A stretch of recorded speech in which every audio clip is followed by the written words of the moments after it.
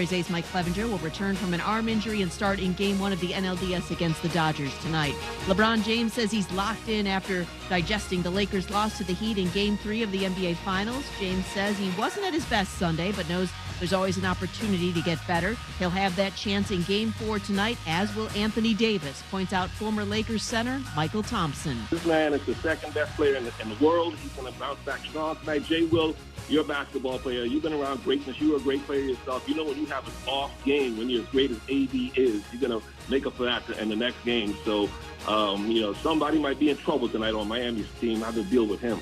Michael Thompson with Keyshawn Johnson, Jay Williams, and Zubin Mehenti. Game 4, 8 Eastern, ESPN Radio, 9 Eastern on ABC. Buccaneers tight end O.J. Howard on IR with a ruptured Achilles tendon. His season is over.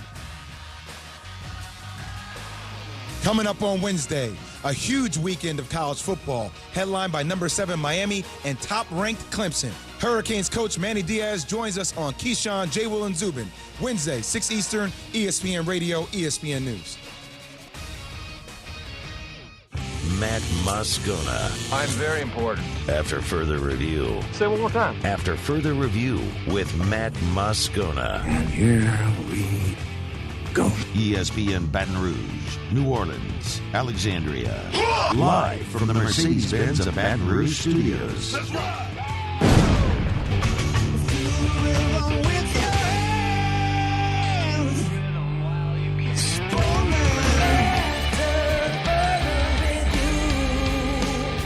And off we go. Welcome aboard. Glad you're with us. AFR presented by Insurance Network of Louisiana. I'm Matt. This is Shaq O'Neal, and I hate Matt. Paul O'Neal. They're chanting Paul O'Neal's name. The Brain. Hey, the brain got a poop. And Mr. Toby Toplett.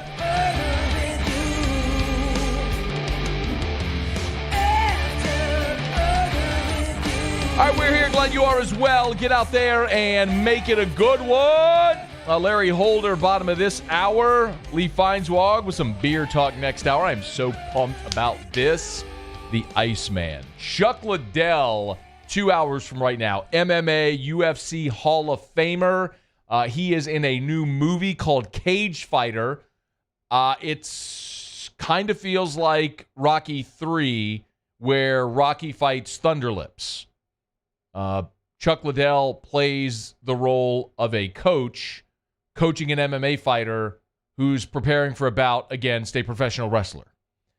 And I am so excited about this because I'm going to talk to Chuck Liddell in a couple hours. So Rohan Davey will also be with us in hour 3. So a lot to get to, and glad you're hanging out with us here on this Tuesday. Let me start real quick with an update on a story that will follow, no doubt, over the next few days. Stop me if you've heard this. It's 2020. Things get weird, so why wouldn't we have a major storm in the Gulf here in October? LSU is set to play Missouri at home Saturday, 8 o'clock p.m. Central Time. And as of right now, LSU earlier today released a statement which reads, "We're closely monitoring Hurricane Delta. Are in close communication with the SEC and University of Missouri athletics officials on contingency plans should they become necessary. At this time, it's too early to make a determination on any impact the storm may have on Saturday's football game against Missouri. The game remains scheduled for 8 p.m. Central on Saturday in Tiger Stadium. We will continue to update our fans throughout the week as more information becomes available." So, essentially, game's on as scheduled for right now. We're talking to Missouri and the SEC about contingencies. We'll see. Let me remind you, and it is worth noting, that this is not in any way new for LSU. Hop in the Wayback Machine with me. 2005, LSU played a home game in Tempe against Arizona State. LSU played a home game on a Monday against Tennessee when Rita was threatening, and half the campus was being used as a triage center for Katrina evacuees. Tennessee flew in the day of the game, flew out right after the game. 2008, LSU played at 10 a.m. against Appalachian State because Hurricane Gustav was in the Gulf. They needed to get the game in so they could get everybody out and into safety before the storm came. 2015, there was flooding in Columbia, South Carolina, and Columbia was essentially shut down, and so the Gamecocks came to Baton Rouge to play a home game. And then a year later, Hurricane Matthew was threatening Florida, and LSU and Florida went through many contingencies. Florida, as we know, kept balking at every one of them, and there was a very public, ugly feud between LSU and Florida then, before ultimately that game was played in Baton Rouge, and then LSU made 2 trips in a row to Gainesville. So we've seen this before. The best case scenario is that everybody plays nice and you work through contingencies. There are many options. The hope is that they're able to wait as long as possible and hope this storm jogs either east or west and avoids us.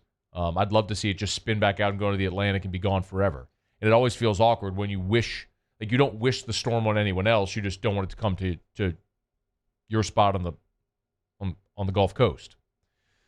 So if you remember back in 2016, and I remember this well, when Hurricane Matthew was threatening Florida, when they kept delaying that call, it was supposed to be Wednesday morning, and then it became Wednesday evening, and then they pushed it to Thursday, and ultimately they made a final call Thursday afternoon right as we were starting the show. So they delayed that decision all the way until Thursday, back 4 years ago. So I don't think any decision is going to be made today. I doubt a decision will be made tomorrow if it could at all be put off. But could LSU play in Columbia, Missouri? Sure they could. I don't think that's ideal, considering LSU only has 5 home games this year, and while that would no doubt count as a home game, just as the Carolina game in Baton Rouge in 2015 was a Carolina home game, you're going to see a lessened gate and all the things that you would anticipate. So, of course, you'd love to have that game in Tiger Stadium if possible. You could say, we'll move it to Sunday. The storm will be gone. Well, if you have a direct impact then, and you need first responders responding to the storm and not committed to a game on Sunday, obviously. I don't know that there's many great options. It's also worth noting that both teams share an open date on November the 7th, so you theoretically could move the game there, but that means LSU would not have its standard open date before they play Alabama, and that would certainly disadvantage LSU, taking away that opportunity to get healthy before what is typically the biggest game of the year. So, flip side of it is it would give LSU an extra week of rest to get healthy before they go to Gainesville. But I think most everybody would really like to play this week to see LSU continue to grow and get a little better before they have to go to Gainesville. So there are contingencies. LSU, Missouri, and the SEC are all working through those contingencies. If and when we have those answers, we'll certainly pass them along to you. But as of right now, game is still on for Saturday, 8 p.m. Central, as scheduled. If and when it changes, we'll certainly let you know. It's at further review. Glad you're hanging out with us here. A Larry Holder bottom of this hour.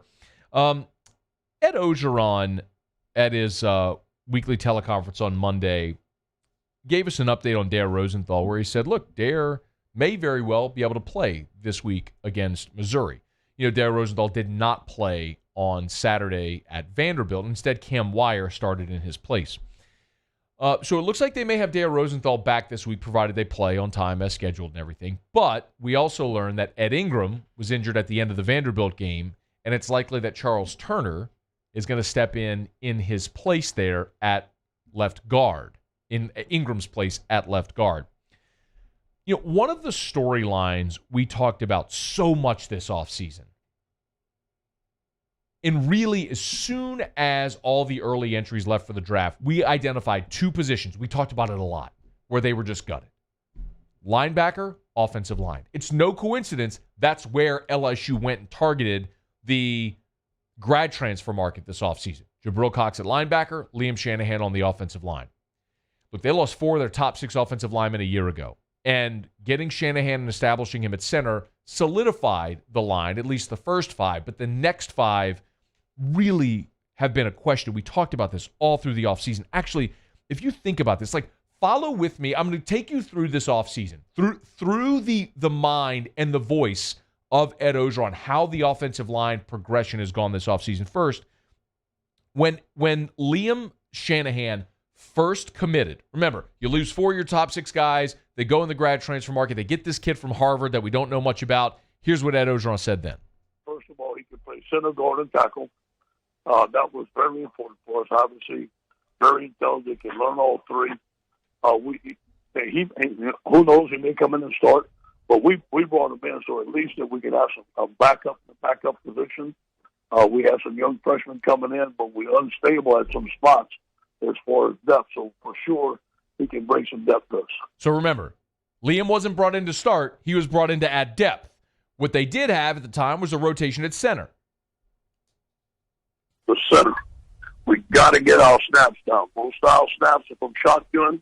We got a new quarterback. We got a new center. Chasen Hines has all the athletic ability in the world. He's 6'2", 340. I do believe he has a chance to be an outstanding center. But first of all, you got to get the snaps down. And as you know, he's the quarterback of the offensive line. He has to identify the mic. He has to make the communication. So it's either going to be him or Joseph Evans. Joseph is 6'2", 300. Now, we moved Joe over from defensive line to offensive line from Haynesville. I think he reminds us a lot of Lloyd Cushenberry. So there's going to be a battle. And behind him is Charles Turner. So we're 3 deep. Okay. Remember, Liam Shanahan comes in. He'll be some depth. We love Chasen Hines at center. It's a battle with Chasen and Joseph Evans. By the way, Joseph Evans is now a starting defensive lineman for you. There was no mention of Liam playing center. It was Chasen Hines, Joseph Evans, Charles Turner. Oh, by the way, the big question wasn't at center in the offseason. So right guard is wide open. Anthony Bradford is 6'4.5", 354. I believe Anthony's probably our most talented offensive lineman. But he needs to show it. I mean, he can cover up with 3 technique. He has good feet. He needs to come back in shape. This summer is going to be critical for him. Cardell Thomas, we all know about Cardell. Cardell's injury put him back a little bit. Cardell's big and strong. He's 6'2.5", 343. I do believe that he's a baller. Let's see what he can do. Okay. Behind him, we have Liam Shanahan, our kid from Harvard up there. We're going to see if he can play guard. We'll see if he can play center and tackle. Right guard, Anthony Bradford, our most talented offensive lineman. Cardell Thomas, he's a baller. And running with the third team is the kid from Harvard. A couple of weeks later, the kid from Harvard made his move. You know, we're thinking that Liam may be a center. What we hear, and obviously we can't watch him, but he's snapping well. It's what the quarterbacks are telling. The other offensive linemen like him. They're working together. He's very smart. We feel that he for sure can make the calls and be a leader for us. He's a big young man. He's 6'5", 310. He's a tough young man. He is really, really impressive. I met his family. His daddy is a big Irishman. He's put, I think, four students through Ivy League schools. And what a great family, and very impressed with the young man so far, but he's got to go through camp and get it done. Okay, so you're still following me. Okay, they start. They get the kid from Harvard. Maybe he'll be a backup. Man, we love Chasen Hines at center, but Joseph Evans is right there also, and Charles Turner. Right guard, wide open. Anthony Bradford, our most talented offensive lineman, and Cardell Thomas, he's a baller. Then all of a sudden, we really like Liam at center. And by the way, that baller, Cardell? You know, Cardell lost a lot of weight, and he looks very good. He's worked very hard, and he's going to compete for that right guard spot. That right guard spot right now is wide open, and let's see what he can do. And then all of a sudden, they're getting close to the start of the season, and Ed Orgeron announces, we have the first 5, which we know is Liam Shanahan at center. We know that Chasen Hines is at right guard. Deculus at right tackle, Ingram and Dare on the left side. Well, who are the backups?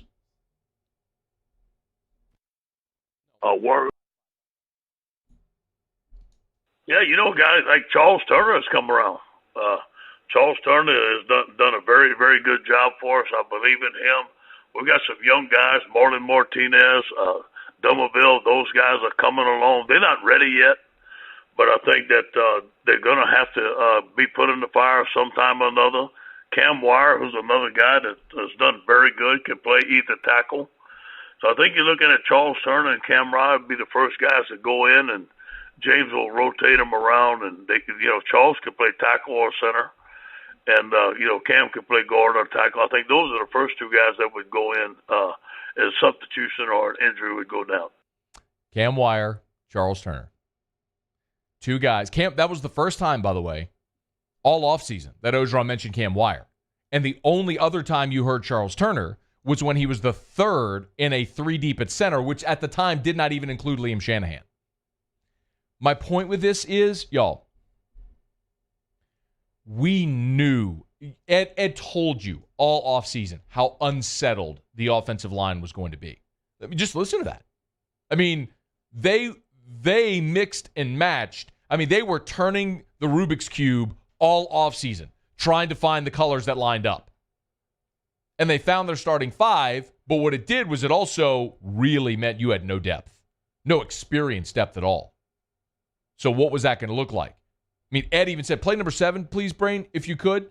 This was Ed the Monday of the Mississippi State game. Worry a little bit about depth. Obviously, we got to stay healthy. We have to have a couple of guys that are going to have to be swing guys. But, if we lose 1 or 2 linemen, these freshmen are going to have to play. So we have to keep on developing our roster and being prepared for a 10-game SEC schedule. He knew. Ed said that was the Monday before the Mississippi State game. He said, I'm worried about our depth because you just didn't have a single bit of experience. But now you've seen Cam Wire. Now it looks like we're going to see Charles Turner as well. You never want that to play out, but if it had to play out against Vandy and Missouri, would be a better opportunity to try to build some depth at those positions than on the road in Gainesville. So far, Cam Wire aced his first test. Let's see if Charles Turner gets that opportunity this week, how he does as well. It's also worth noting, sometimes when you don't have to mention a story involved in the offensive line, it means things are going well.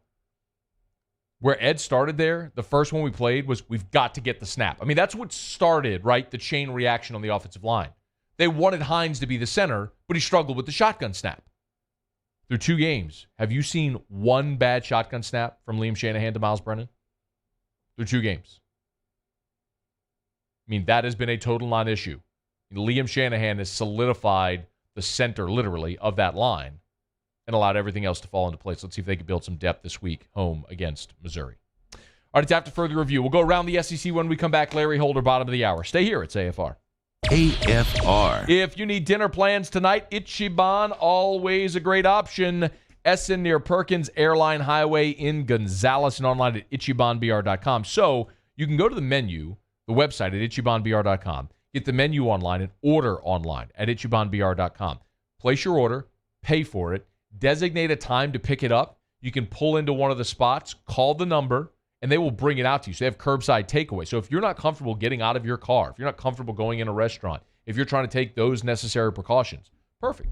Ichiban's there for you. Now, if you want to go have a dining experience, boy, Ichiban's fantastic.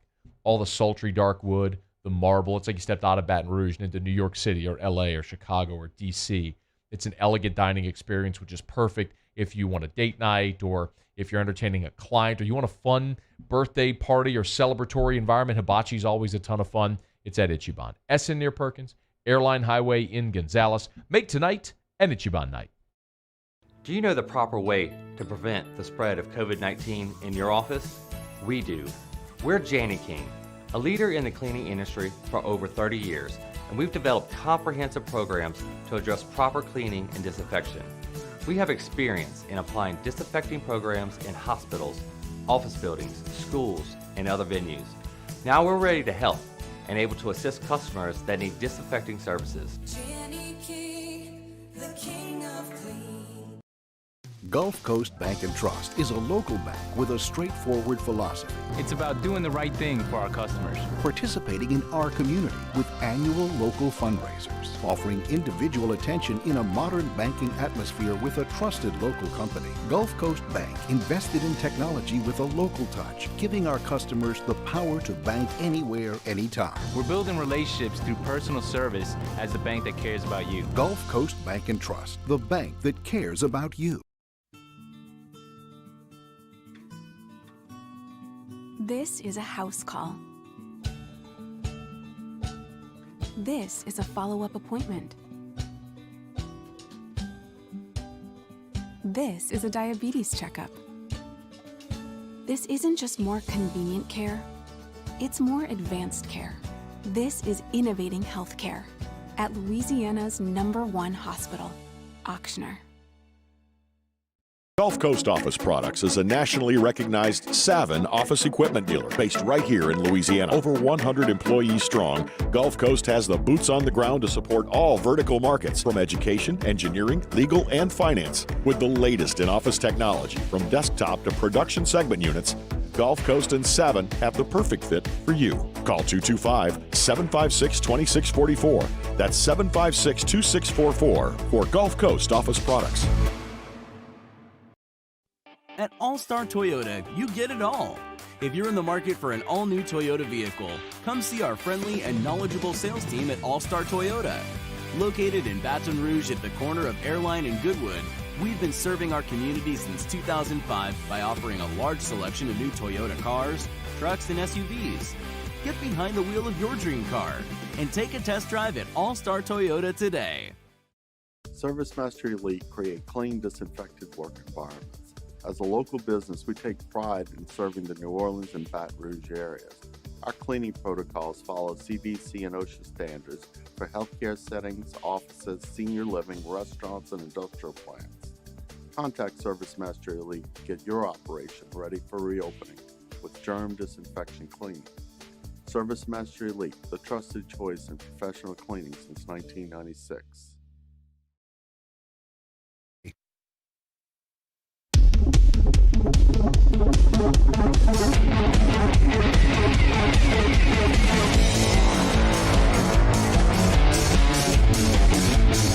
After further review with Matt Moscona, presented by Insurance Network of Louisiana. Call for a free quote to see how much you can save. 293-0450. After further review with Matt Moscona, ESPN Baton Rouge, New Orleans, Alexandria. All right, Larry Holder will be with us in less than 10 minutes from right now. Glad you're hanging out with us here, and hanging on as we move through the end of 2020. Brought to you by Insurance Network of Louisiana. Better coverage, less money. LAinsurance.net. They are there at the office till 5 o'clock. So if you want to give them a call, 293-0450. You've heard me talk about it for years. The process is simple. You call Insurance Network of Louisiana. They shop to see if they can get you better coverage for less money. It's that simple. And they actually have cases where they can't, and they just tell you, hey, what you have now is perfect. Stick with it. I mean, that's literally the worst case scenario is they come back and say, your coverage right now is perfect. Stick with it. That happens. At least you know. It's free. Insurance Network of Louisiana, 293-0450 or LAinsurance.net. All right, glad you're with us. We'll go around the SEC here in just a quick second. You probably heard this news already, but the Bucs have placed tight end O.J. Howard on injured reserve. He tore his Achilles this past weekend on the game against the Chargers. So disappointing, no doubt, for O.J. Howard. He had caught 3 passes for 50 yards, a 28-yard touchdown in the third quarter of that game as the Bucs were mounting their comeback before he was injured. So, I mean, you never want to dance on anybody's grave, but from a Saints perspective, obviously you see the Bucs getting better each week with Tom Brady and more comfortable in that offense, and that does take away a very sincere weapon that Brady has in that offense. So while it's disappointing for O.J. Howard, you never wish that on anybody. In some respects, it's a break for New Orleans, which has had its fair share of bad breaks so far early in the season. All right, it is after further review. Larry Holder coming up in the next segment. Meantime, we do it every day. Let's go around the SEC.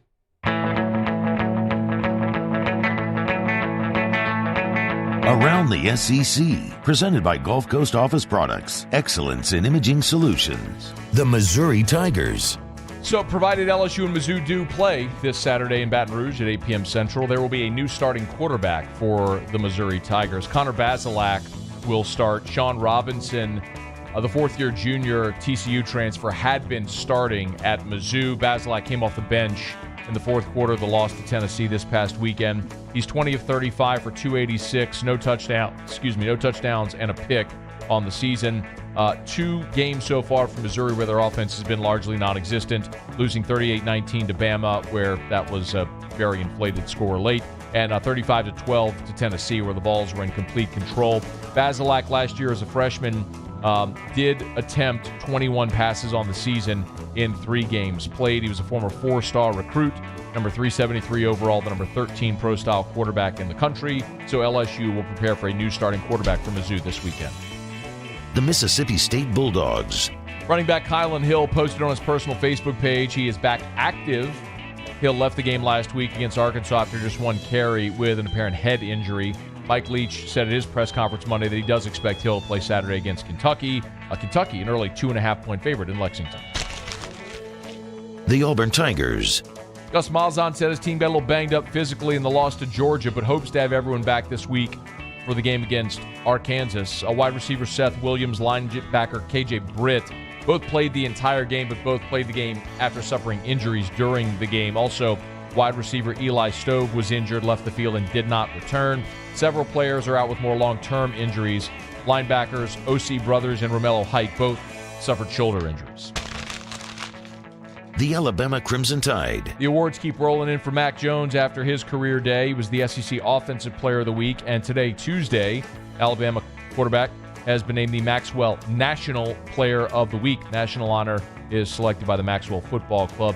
Jones set career records with 435 yards and 4 touchdowns in Alabama's 52-24 win over Texas A&M. Bama heads to Oxford for a 5 o'clock game Saturday against Ole Miss. The Arkansas Razorbacks. And a National Defensive Player of the Week honor for Arkansas junior linebacker Bumper Poole, named by the Bronco Nagurski Committee the National Defensive Player of the Week. Poole is the first Arkansas player to win the Nagurski National Defensive Player of the Week honor since Tremaine Thomas back in 2010. Bumper Poole had 20 tackles in the game against Mississippi State, highest single-game mark in the FBS this season. Arkansas back on the road Saturday to face Auburn. There you have it. That is Around the SEC, presented by Gulf Coast Office Products. Shout out to our guy Trey Beal and our friends at Gulf Coast Office Products. They're online at gcopnet.com, gcopnet.com for Gulf Coast Office Products. If you need your business to run more efficiently, Gulf Coast Office Products can help that happen. Trust me. Ask about the interactive whiteboard.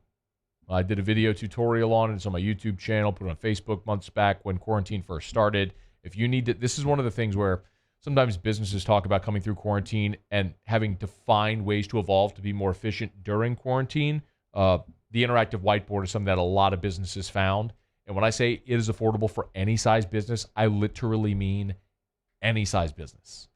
Gulf Coast Office Products, gcopnet.com, gcopnet.com for Gulf Coast Office Products. So this will be interesting. We'll have this conversation as the week goes along with Missouri making a change to starting quarterback with Connor Bazelak taking over Sean Robinson. You remember Sean Robinson, who was at TCU, suffered an injury there, lost his job, transfers to Missouri, started there this season, the first 2 games. It's not really gone well for Robinson to start the season, as Missouri's offense has just been really non-existent. They've had some talent roll through that program offensively in the past. It's just not there now. Larry Roundtree is their running back, who's been around for a good while, but by and large, this is a Missouri offense that is void of talent, and man, just it's hard to see how they compete in this ball game. But I also understand why Eli Drinkwitz is doing what he's doing. He very clearly looked at the Mississippi State game film and said, "This is our chance in this ball game: is spread them out and try to go over the top." We'll see if LSU's made any adjustments. Bazelak is he was a pocket passer coming out of high school, whereas Sean Robinson was a dual threat quarterback. It's clear to see what Drinkwitz is doing. He's going to try to chuck the ball all over the yard like Mississippi State did, see if Bazelak has any more success than Robinson would have, or that the freshman from Vanderbilt, Ken Seals, did this past week. All right, it's further review. Glad you're with us. Brought to you by Insurance Network of Louisiana. We'll knock out a quick break, come back. Larry Holder will join us as he does every Tuesday. We'll talk some Saints. I said it yesterday. I think that's a win that really saved the season. I'm not into hyperbole. I'm not trying to tell you that it was a monumental win, but a loss there, falling to 1-3, would have been crippling for New Orleans, especially considering you're digging yourself a hole behind Tampa that's going to be increasingly difficult to dig out of when you look ahead and know you've still got games against the Niners, and you're at Tampa, and you got Kansas City and Minnesota. There's just a lot still on the schedule that can nip you. So, big win for New Orleans. We'll see to what degree Larry agrees. And also, what are the Saints' contingencies this week? They play on Monday night, but with a hurricane in the Gulf, how does that affect, or does it affect, their preparation? Talk about it with Larry Holder from theathletic.com/New Orleans next. AFR. Love telling you about our friends over at Insurance Network of Louisiana, because what they do at Insurance Network of Louisiana is they help people. They find you better coverage for less money. Everybody has to have insurance by law on your home, on your automobile. If you have flood insurance, if you have boat or RV or motorcycle insurance, we all have to have it. And the unfortunate part is that too many people are overpaying. You do like most of us do. You get in with an insurance company because you know a friend of a friend or a relative who's an insurance broker for that company, and you never think to go shop. And you might sustain rate increases year after year, and you never think, am I actually paying a fair price? Insurance Network of Louisiana shops independently to see if they can get you better coverage for less money. Here's an AFR listener. They doubled their coverage on their auto, saved $5,100 annually. They wrote it as a package with the home, which saved a little bit more money. More coverage, less money. $5,000 in saving. That may not be the norm, but it does happen. Insurance Network of Louisiana. 293-0450. I've been doing business with Luba for 25 years. They're dependable, trustworthy. It's just the attention to detail with our clients. Our folks have years and years of experience. They're highly trained professionals. But many companies have that asset. What I'd like to think makes Luba a bit different is that we use those talents in a way that truly is dedicated to serving the needs of the folks who depend on us. I'm Jay Ducote. I grew up learning how to cook at LSU tailgate parties and right in my own backyard. And I created JD's Louisiana products to bring that Louisiana flavor to you at home for your backyard cookout. JD's Louisiana barbecue sauce, Louisiana molasses mustard, spicy and sweet barbecue rub, and more are available at your local supermarkets or by logging on to jducote.com/shop. Put in promo code CST for 25% off at checkout.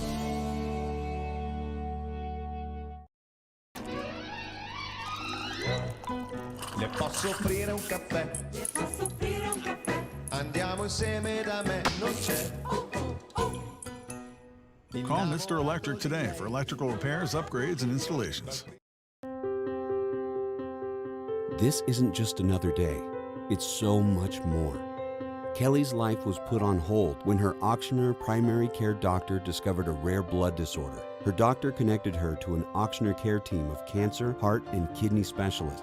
With multiple primary care locations around Baton Rouge, same-day appointments, and online scheduling, we're relentless about keeping you healthy.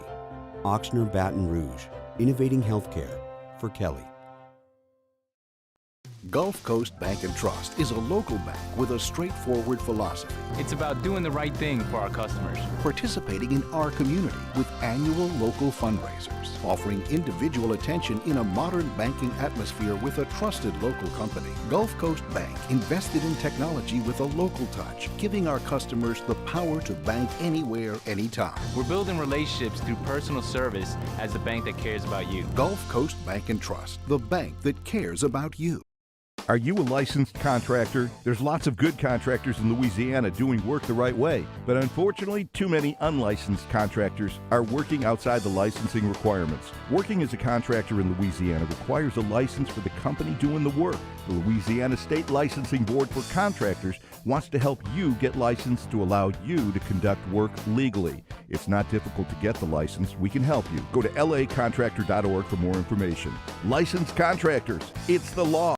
At Corbell Toyota in Opelousas, you can get into a RAV4 for $3,000 off MSRP. That's right, $3,000 off MSRP. And we have plenty in stock. So come on down to Happy Town.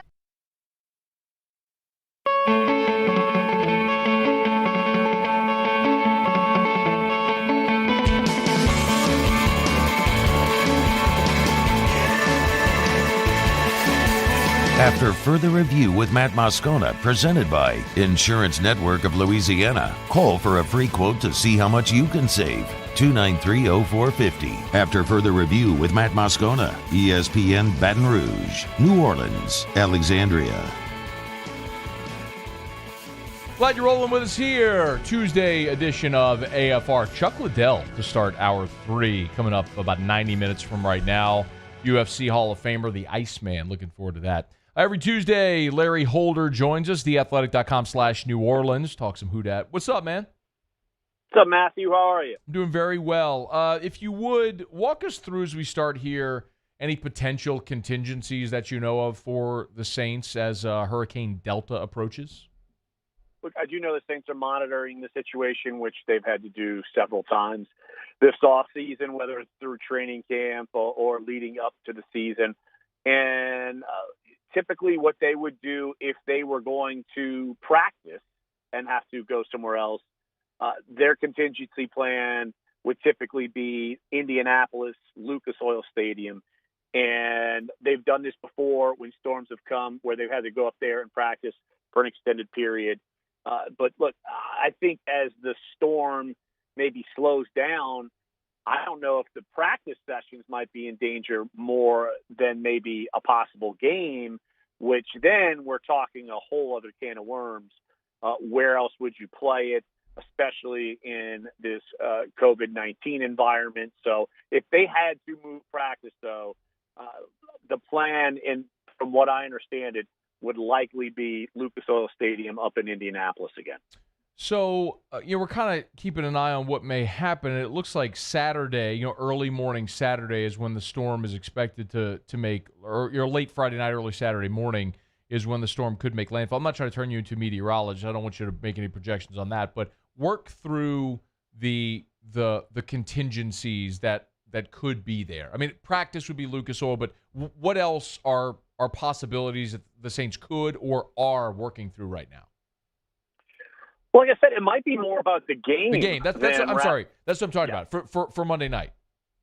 Look, I think if the storm goes through and there's not a lot of damage, I think they would probably play it as normal.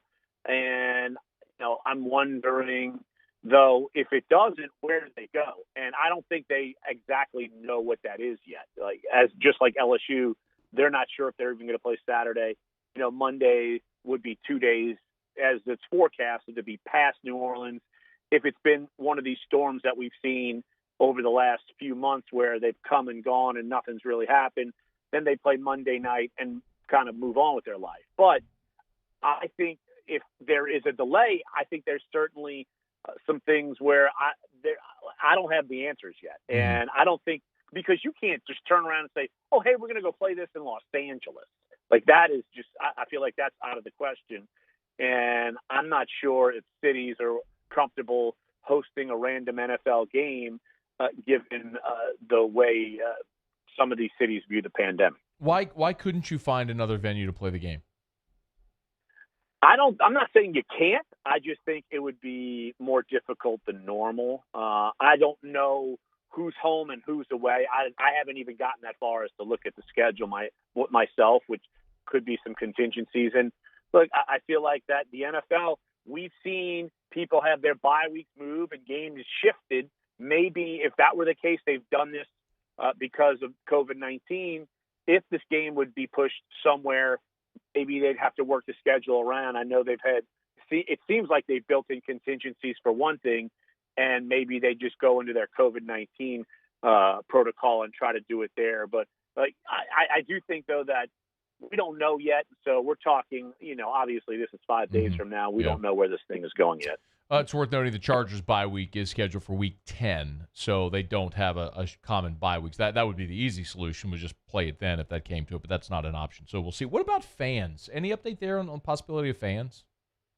I know the Saints have been pushing it, and I would suspect some point this week that you would have an answer to, say, the next game. Obviously not Monday, I would assume. That would surprise me if they would just all of a sudden turn and say, wow, a ton of fans come in. But look, I've heard word that season ticket holders are being charged for tickets this game already. And so that's probably a sign that could happen. Now, does a storm change that? So, I think that that's a different story. But I know they had a test run in the Dome in week 3, and I kind of figured that this would be the week where they'd start letting some fans in.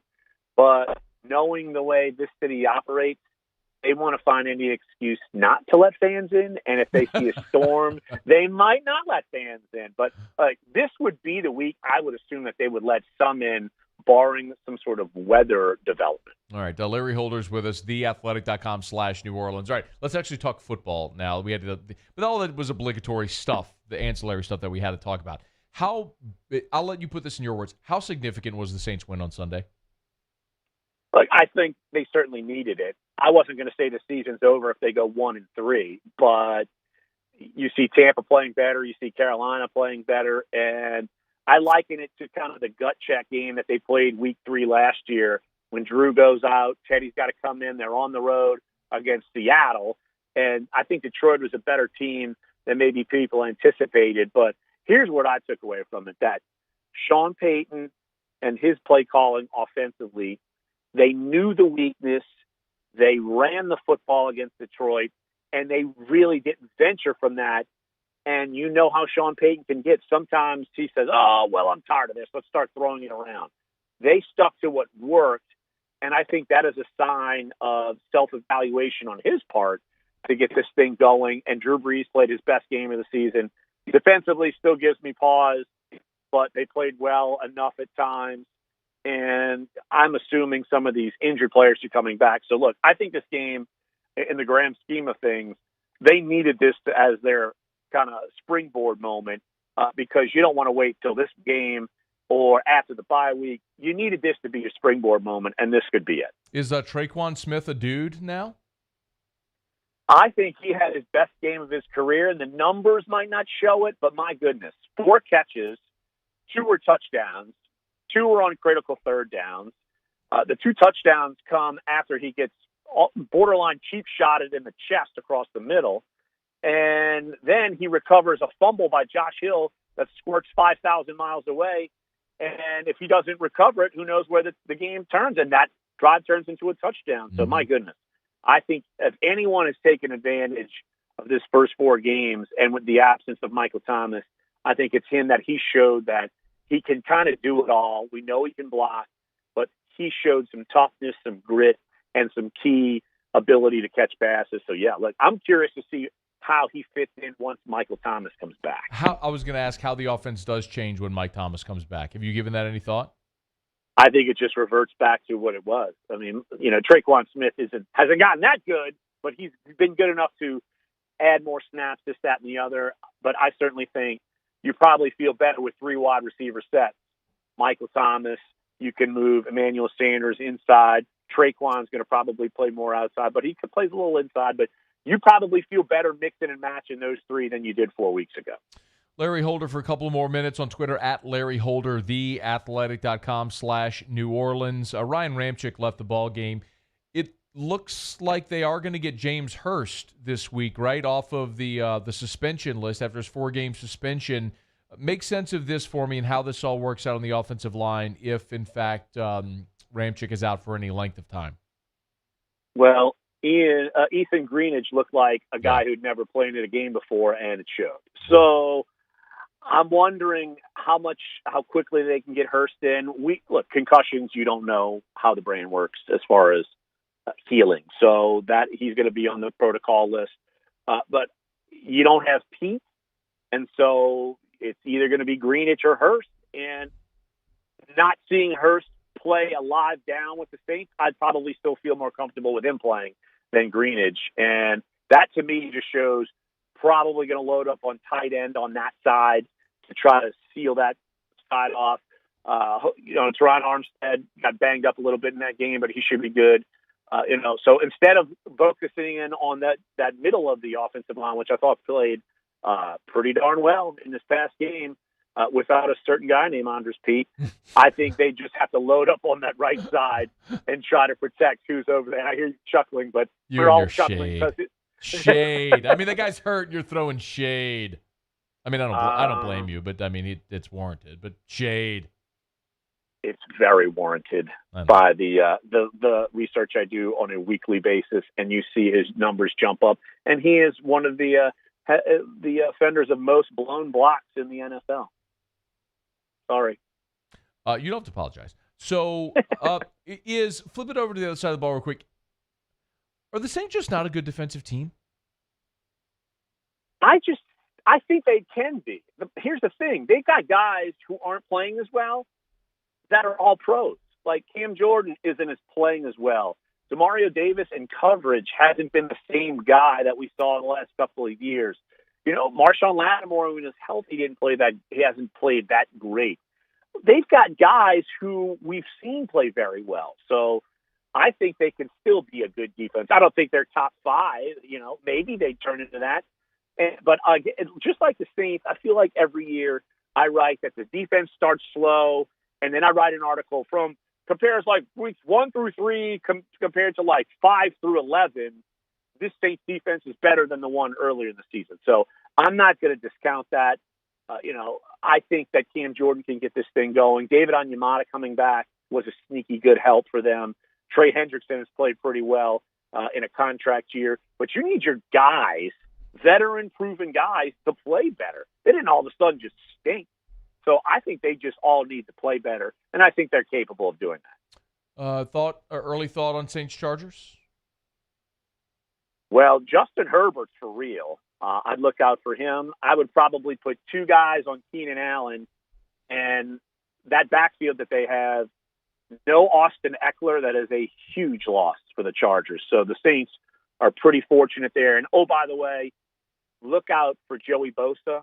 He's pretty darn good. So if they move him to the right side, you better have the right tackle being held to defend Joey Bosa, because he's the real deal. You know, just as good as we've seen the last few years. Larry Holder, noted storm coverage guru, good enough to be with us here. TheAthletic.com/New Orleans, on Twitter at Larry Holder. Follow his stuff, read his stuff, follow him on Twitter, all that good stuff. We appreciate it, man. Thanks. All right, Matt, quick plug real quick. Yeah. I got a really good article coming out tomorrow on Drew Brees, differences between week 1 and week 2 and week 3 and week 4. It has to do with an A word and not the air yards. I go really deep dive, really telling to what has actually improved and put him back to where he is. So go check that out tomorrow, theathletic.com/New Orleans. Acupuncture? Maybe. Or accuracy? Or name a booze that starts in the letter A. Absinthe. Absinthe. Yes! Great minds think alike. Well, I don't want to be, no, please. I don't want to. The absinthe fairy is going to come visit you, drop absinthe in your mouth, and then you're going to start hallucinating. Good luck. Yeah, that's not actually true. Absinthe doesn't do that. Or does it? Oh, you want to find out? Let's do it. I'm down. All right. Hurricane party, absinthe. Let's go. We'll love it. Thanks, man. I'll see you. All right. Talk to you All next right. It's after further review. We'll wrap up hour 1 next. AFR. AFR is brought to you by Darren James and Associates, powered by eXp Realty. Every home listed by every company, all in one place. Agent225.com. Agent225.com. I keep telling you this, and it's true. Every year in Baton Rouge, the #1 home selling month is actually November. And the reason is because people want to be in their new home for the holidays and for the new year. Get a jump on all those people. Don't wait until the market is saturated with people who want to move before the new year. Do it now. If you're thinking about selling your home, if you've kind of been toying with the idea, should I list it by owner? Should I call an agent? Do it today. Do it. Let this be your month. This is me. This is Scone with your big sign and lights to say, call Darren James. Call Darren James. Call the realtor that sells more homes than anyone. Call Darren James and get your home sold. Think real estate. Think Darren James. Here at the Big Squeezy, we continue to serve the Baton Rouge and Southeast Louisiana areas during these troubling times. We are dedicated to providing you healthy food items to help you live your best life. From our cold-pressed juices to our delicious smoothies, let the Big Squeezy keep you going. Stay active, stay happy, and let us help you stay healthy. Visit us at our locations and also inside of Alexander's and Mathern's grocery stores or online at thebigsqueezy.com. To all of our heroes working on the front lines of this COVID-19 pandemic, your bravery and selflessness represent the very best of us, and we want to say thank you. I'm asking everyone around the state to join me in celebrating the heroism of our healthcare professionals on the 19th of every month at 1900 hours, that's 7 p.m. Write a note of appreciation, make plans to donate to charitable organizations, or say a prayer. To learn more, visit 19thanks.org. Thank you, and God bless. T-Bob Hebert here with breaking news. Front to Back Boat Services is the shop to upgrade your boat tech this fall. With not one, but two NMEA certified techs, who better to install your Panoptic sonar, your HD displays. You want to see the fish under the water before you even cast? They have that. Trolling motor you could control with your iPhone? They have that. So what are you waiting for? Get into Front to Back Boat Services right now. Upgrade your boat tech. Make your boating dreams come true. Front to Back Boat Services. I've been doing business with Luba for 25 years. They're dependable, trustworthy. It's just the attention to detail with our clients. Our folks have years and years of experience. They're highly trained professionals. But many companies have that asset. What I'd like to think makes Luba a bit different is that we use those talents in a way that truly is dedicated to serving the needs of the folks who depend on us. Gulf Coast Bank and Trust is a local bank with a straightforward philosophy. It's about doing the right thing for our customers. Participating in our community with annual local fundraisers, offering individual attention in a modern banking atmosphere with a trusted local company. Gulf Coast Bank invested in technology with a local touch, giving our customers the power to bank anywhere, anytime. We're building relationships through personal service as the bank that cares about you. Gulf Coast Bank and Trust, the bank that cares about you. This is a house call. This is a follow-up appointment. This is a diabetes checkup. This isn't just more convenient care, it's more advanced care. This is innovating healthcare at Louisiana's #1. You know that I got it. Yeah. You know that I got it. Yeah. All this game up in my pocket. Bet that you can't stop it. You know that I got it. Yeah. After further review with Matt Moscona, presented by Insurance Network of Louisiana. Call for a free quote to see how much you can save. 293-0450. After further review with Matt Moscona, ESPN Baton Rouge, New Orleans, Alexandria. All right, wrapping up hour number 1. Glad you're with us here. I want to talk about something that happened yesterday in the NFL game with the Patriots and the Chiefs.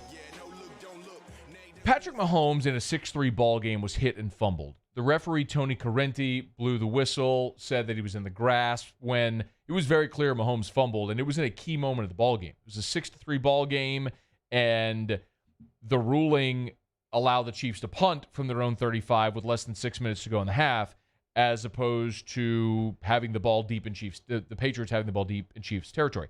I bring this up because after the game, the ref, Tony Correnti, you can pull that up, Paul, the picture to play. The ref, after the game, Tony Correnti, said, as he was being controlled, other players were coming in at him. And so with those other players bearing down on him, a quarterback is considered in the grasp, and his forward progress is considered stopped when I feel as though the player's safety is being jeopardized. And that was the case in this instance. So rather allow him to get hit by a second and third player, we shut it down, considered it forward progress at that point. That's the explanation from Tony Correnti. And you know what? That makes the outcome in that play much more agreeable. I may not agree with the call, but it makes it more palatable that you can understand why he went through that thought process, which is why I've said for years that I want officials to speak after the game, to be accountable. They are an absolutely indisputably a part of the game and should be made to explain decisions that they make in the game. They should not be deemed infallible. I always remember this. Do you remember Jim Joyce, Armando Galarraga, average pitcher for his career, appeared to have thrown a perfect game, and Jim Joyce was the first base umpire that missed the call with 2 outs in the 9th. And Jim Joyce, after that game, said this.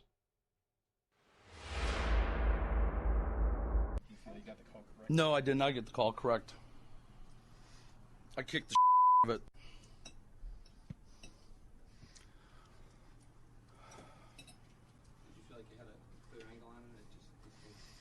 No, I did. I had a great angle on it. I had a great positioning on it. I just missed the damn call. I missed it.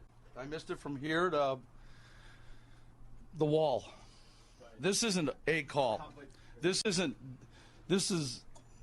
a history call. And I kicked the shit out of it. And there's nobody that feels worse than I do. I take pride in this job, and I kicked the shit out of that, and I took a perfect game away from that kid over there that worked his ass off all night. That's resonated with me for so long because it's very human. And instead of hiding behind that official's cap or logo, Jim Joyce owned it. And it was very humanizing.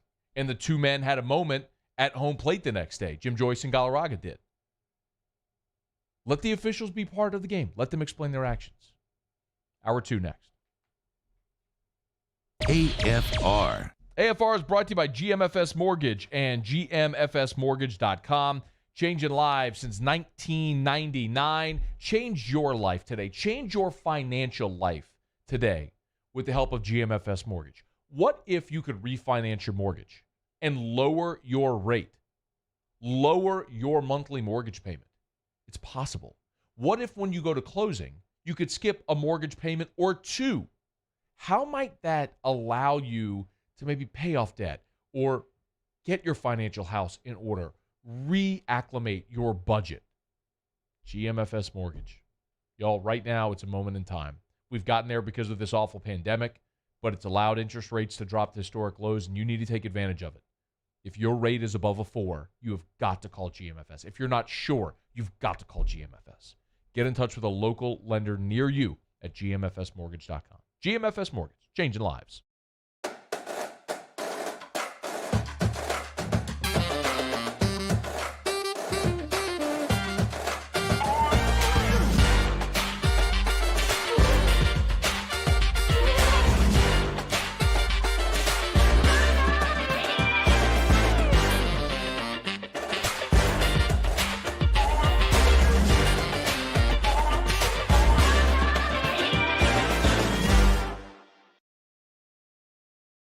During these challenging times, we know your healthcare needs don't stop.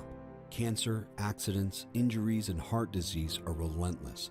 So we are relentlessly innovating to keep you safe, both virtually and in person, connecting you with providers remotely, advancing clinical spaces, providing rapid and accurate testing, social distancing, and certified cleaning protocols. We are Auctioner, and we will not slow down. Auctioner Health, innovating healthcare. At All-Star Toyota, you get it all. If you're in the market for an all-new Toyota vehicle, come see our friendly and knowledgeable sales team at All-Star Toyota. Located in Baton Rouge at the corner of Airline and Goodwood, we've been serving our community since 2005 by offering a large selection of new Toyota cars, trucks, and SUVs. Get behind the wheel of your dream car and take a test drive at All-Star Toyota today.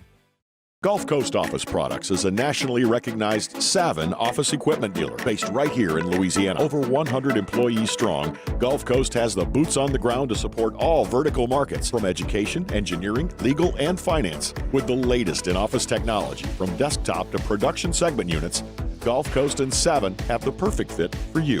Call 225-756-2644. That's 756-2644 for Gulf Coast Office Products. ServiceMaster Elite create clean, disinfected work environments. As a local business, we take pride in serving the New Orleans and Baton Rouge areas. Our cleaning protocols follow CDC and OSHA standards for healthcare settings, offices, senior living, restaurants, and industrial plants. Contact ServiceMaster Elite to get your operation ready for reopening with germ disinfection cleaning. ServiceMaster Elite, the trusted choice in professional cleaning since 1996. Gulf Coast Bank and Trust is a local bank with a straightforward philosophy. It's about doing the right thing for our customers. Participating in our community with annual local fundraisers, offering individual attention in a modern banking atmosphere with a trusted local company. Gulf Coast Bank invested in technology with a local touch, giving our customers the power to bank anywhere, anytime. We're building relationships through personal service as the bank that cares about you. Gulf Coast Bank and Trust, the bank that cares about you.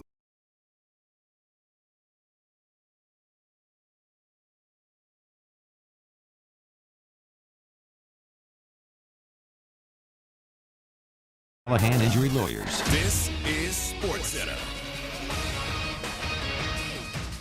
I'm Christine Lisi, breaking news from ESPN's Adrian Wojnarowski. Heat center Bam Adebayo planning to return from a neck injury for Game 4 of the NBA Finals tonight against the Lakers. If Miami's going to tie up the series at 2 games apiece, it must play like it did on Sunday night, believes our Jay Williams. Their energy level has to be exponentially greater on both offense and defense than the Lakers. And it has to be sustained throughout the course of the game. That's what you saw them do last game. Defensively, they need to give different looks, keep AD off his game.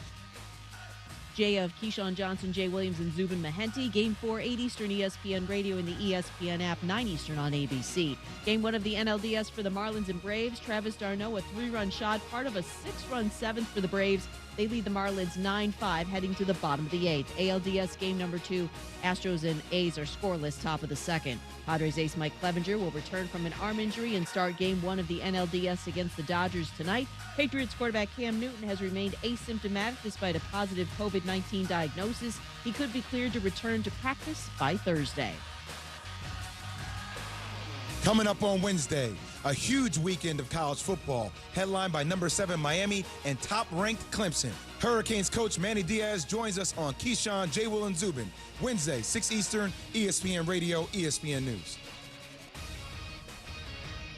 Matt Moscona. I'm very important. After further review. Say it one more time. After further review with Matt Moscona. And here we go. ESPN Baton Rouge, New Orleans, Alexandria. Live from the Mercedes-Benz of Baton Rouge studios. Let's ride.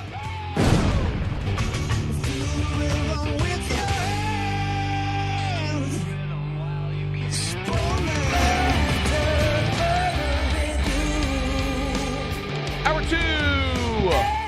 Off we go. Welcome aboard. Glad you're with us. AFR, presented by Insurance Network of Louisiana. I'm Matt. I appreciate it, bud. Have a good one. Paul O'Neill. They're chanting Paul O'Neill's name. The Brain. Hey, the brain got a poop. And Mr. Toby Tomplay.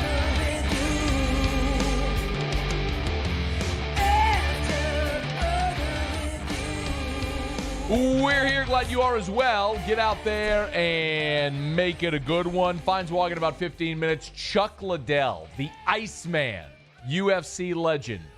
1 hour from right now. We'll also talk to Rohan Davey in hour 3. Ton to get to, and glad you're hanging out with us here. We are monitoring Hurricane Delta. If you haven't heard, LSU did release a statement earlier today. They're in conversations with Missouri and the SEC office about potential contingencies, but as of right now, game Saturday on as scheduled, 8 o'clock in Tiger Stadium.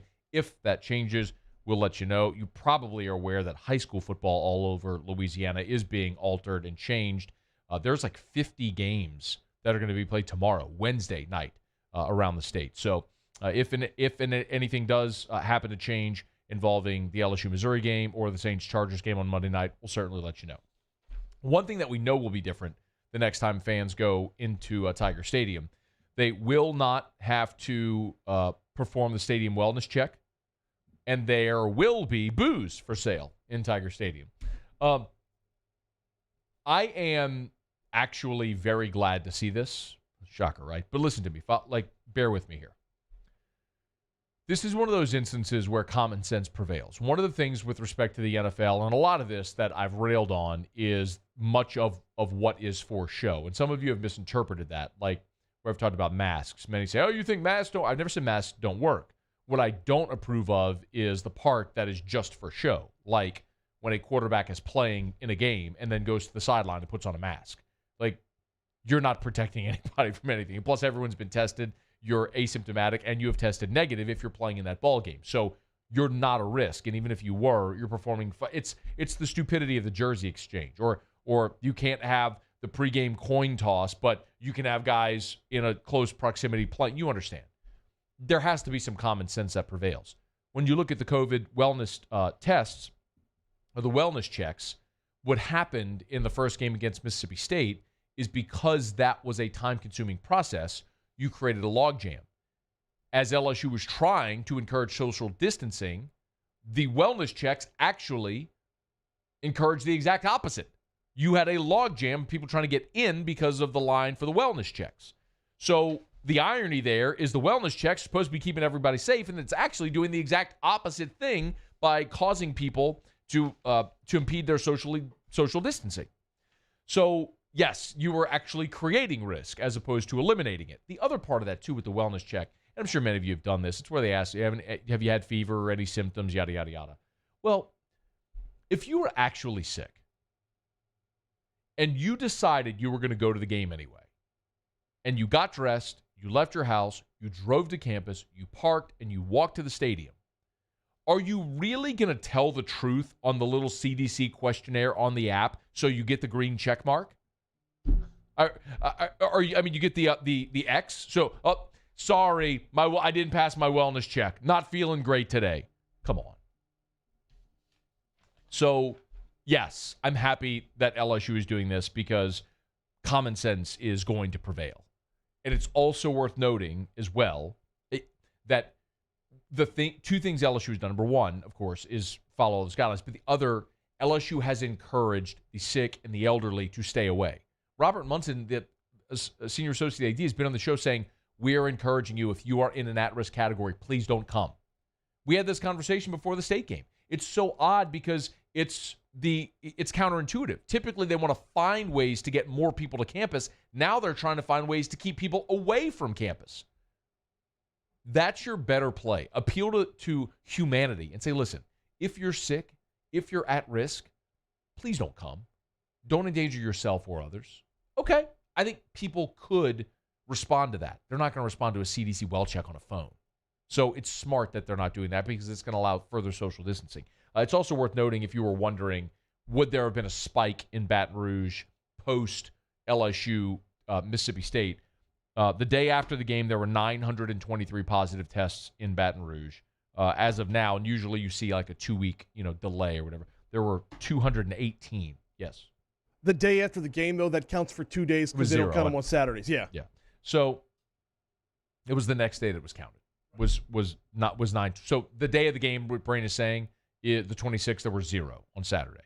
The next day it was counted was 923 on the 27th. But yesterday, October the 5th, the last full day, it was 218. So you've actually seen a drop over the 2 weeks since that game. So, or the week and a half since that game. Point is, if you were anticipating a spike, it hasn't happened. So I think all that's good, and hopefully it points to everyone getting healthier and numbers continuing to level off and common sense prevailing and us going about our lives. And I'm glad that LSU is eliminating the well checks because it's a smart thing. It's going to encourage more social distancing, and who was really going to do it honestly anyway if they were sick. And also, I'm glad they're bringing back booze because it's going to be another revenue generator, and it's going to prevent people from bringing in their own. So, limit maybe people bringing their own. For what it's worth, by the way, speaking of booze, Fines walk here in about 7 minutes from right now. He'll talk about beer. I like checking on bowl projections. And nothing else, just because it's a fun exercise to keep up with as the season goes along. And a couple of weeks ago, before every conference had gotten back on board, the only bowl projections that we saw were the New Year's Six. And a couple of the games, like the premier non-New Year's Six games that involved SEC schools, like, maybe the Citrus Bowl or something like that.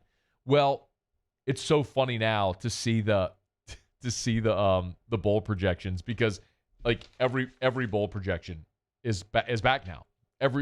Because every league is playing. Every league has announced their intention to play, and you also have no minimum requirement to be in a bowl game because of this very strange season. So you have every bowl game theoretically that is going to happen this year, provided they have sponsors and TV contracts and all that good stuff. So the USA Today bowl projections, they've got Ohio State, Florida in the Rose, and Clemson-Bama in the Sugar as your national semifinals. And then for the title game, they got Ohio State and Alabama. Whatever. They do have Georgia in the Orange. So 2 SEC teams in the Final Four. No Pac-12, no Big 12. That's how significant the Oklahoma and Texas losses this past weekend were. It effectively eliminated the Big 12. And you know the Pac-12's not getting in.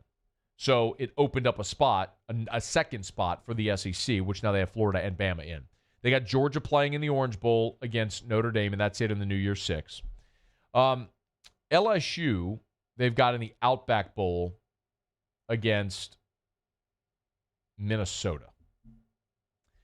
That would be bitterly disappointing if it plays out that way. Now, a week ago, they projected LSU in the Texas Bowl, so this would be a step up, but clearly not where, if you're LSU, you want to be. I've said many times that my feeling on this team is that the baseline expectation should be heretofore that you are in a New Year's Six game every year. That's the baseline. And in certain years, maybe you, when it falls your way, you're in the playoff. But you should be in the New Year's Six every single year. That means you're in that 9-3, 10-2 range in a 12-game season, like when LSU went to the Fiesta Bowl as a 9-3 team. That should be your baseline. See what it will take to get there. It's going to take a mighty climb after losing to Mississippi State, but it would be disappointing if they end up in the Outback this year. 11 SEC bids. I mentioned Florida, Bama, Georgia, all in the playoff New Year's Six. Auburn, South Carolina, LSU, Tennessee, Ole Miss, Mississippi State, Texas A&M, and Kentucky. 11 SEC bids, 2 in the college football playoff, 1 in the New Year's Six, LSU in the Outback, and maybe the coolest bowl game of the year. Kentucky playing Cal in the Las Vegas Bowl. Told you all about this. The SEC did a deal with the Las Vegas Bowl where in certain years, when it falls that way, the SEC will have a team in the Las Vegas Bowl playing in Raider Stadium against a Pac-12 school. While you don't want to be outside of the New Year's Six, you always want to be in there. If you fall into that next tier of bowl games that are all really created equal in the minds of the committee as they place teams, if you gave me the option, would I want to be in Tampa playing Minnesota or in Vegas playing Cal? Give me Vegas. Vegas, baby, Vegas. Like, give me Vegas. Trip to Vegas, Raider Stadium against a Pac-12 opponent. Give me that all day long over Tampa at 10 a.m. against a Big Ten opponent that's going to be a snooze fest. No thanks. Saw that a few years ago against Iowa. Been there, done that, not interested. Give me Vegas. Really, I want the New Year's Six. But if not New Year's Six, give me Vegas. All right, it's after further review. We'll talk to Lee Feinswag when we come back. Glad you're hanging out with us here. Chuck Liddell, the Iceman, 48 minutes from right now. Stick around. AFR. Brought to you by River City's 1 Hour Air, where they're always on time, or you don't pay a dime. 752-0001, 752-0001. Love sharing reviews like this one I got. This one came in via Facebook from Trisha Jason, Service Tech. Did a great job, all caps. I came home from work at 5:30 to find my AC blowing hot. I called in at 5:53. There was someone here, and my AC was fixed by 6:45. Amazing service. Tell you all the time. They're always on time, or you don't pay a dime. They work nights, holidays, weekends, and you don't pay extra for it ever. It's River City's 1 Hour Air. 752-0001, 752-0001. Get amazing customer service and get the job done right the first time. No chucking a truck with bubblegum and duct tape just to get it running again, only to break again a few weeks or months later. It's River City's 1 Hour Air. 752-0001, 752-0001, where they're always on time or you don't pay a dime. Gulf Coast Bank and Trust is giving our customers the power to bank anywhere, anytime during this challenging event. And we're right there with you. Our mobile banking app is a smart way to manage your money and time. Gulf Coast Bank and Trust, the bank that cares about you. At Cordell Toyota in Opelousas, you can get into a Tundra for $7,000 off MSRP. That's right, $7,000 off MSRP. And we have plenty in stock. So come on down to Happy Town. That's Cordell Toyota in Opelousas, Happy Town, USA. At All-Star Toyota, you get it all. If you're in the market for an all-new Toyota vehicle, come see our friendly and knowledgeable sales team at All-Star Toyota. Located in Baton Rouge at the corner of Airline and Goodwood, we've been serving our community since 2005 by offering a large selection of new Toyota cars, trucks, and SUVs. Get behind the wheel of your dream car and take a test drive at All Star Toyota today. This isn't just another day. It's so much more. Kelly's life was put on hold when her auctioneer primary care doctor discovered a rare blood disorder. Her doctor connected her to an auctioneer care team of cancer, heart, and kidney specialists. With multiple primary care locations around Baton Rouge, same-day appointments, and online scheduling, we're relentless about keeping you healthy. Auctioneer Baton Rouge, innovating healthcare for Kelly. Are you a licensed contractor? There's lots of good contractors in Louisiana doing work the right way, but unfortunately, too many unlicensed contractors are working outside the licensing requirements. Working as a contractor in Louisiana requires a license for the company doing the work. The Louisiana State Licensing Board for Contractors wants to help you get licensed to allow you to conduct work legally. It's not difficult to get the license. We can help you. Go to lacontractor.org for more information. Licensed contractors, it's the law. Do you know someone who sets a good example for all of us to follow? Someone who shows leadership, selflessness, and service to their community without being asked? We think that's the definition of a good citizen, and so does Citizens Bank and Trust. If you know someone who exhibits all of these qualifications, nominate them for a Good Citizen Award, and they could receive $500 from Citizens Bank. And we'll recognize them here on the show. Get the details at citizensbankandtrust.com, and then nominate your good citizen. To all of our heroes working on the front lines of this COVID-19 pandemic, your bravery and selflessness represent the very best of us, and we want to say thank you. I'm asking everyone around the state to join me in celebrating the heroism of our healthcare professionals on the 19th of every month at 1900 hours, that's 7 p.m. Write a note of appreciation, make plans to donate to charitable organizations, or say a prayer. To learn more, visit 19thanks.org. Thank you, and God bless.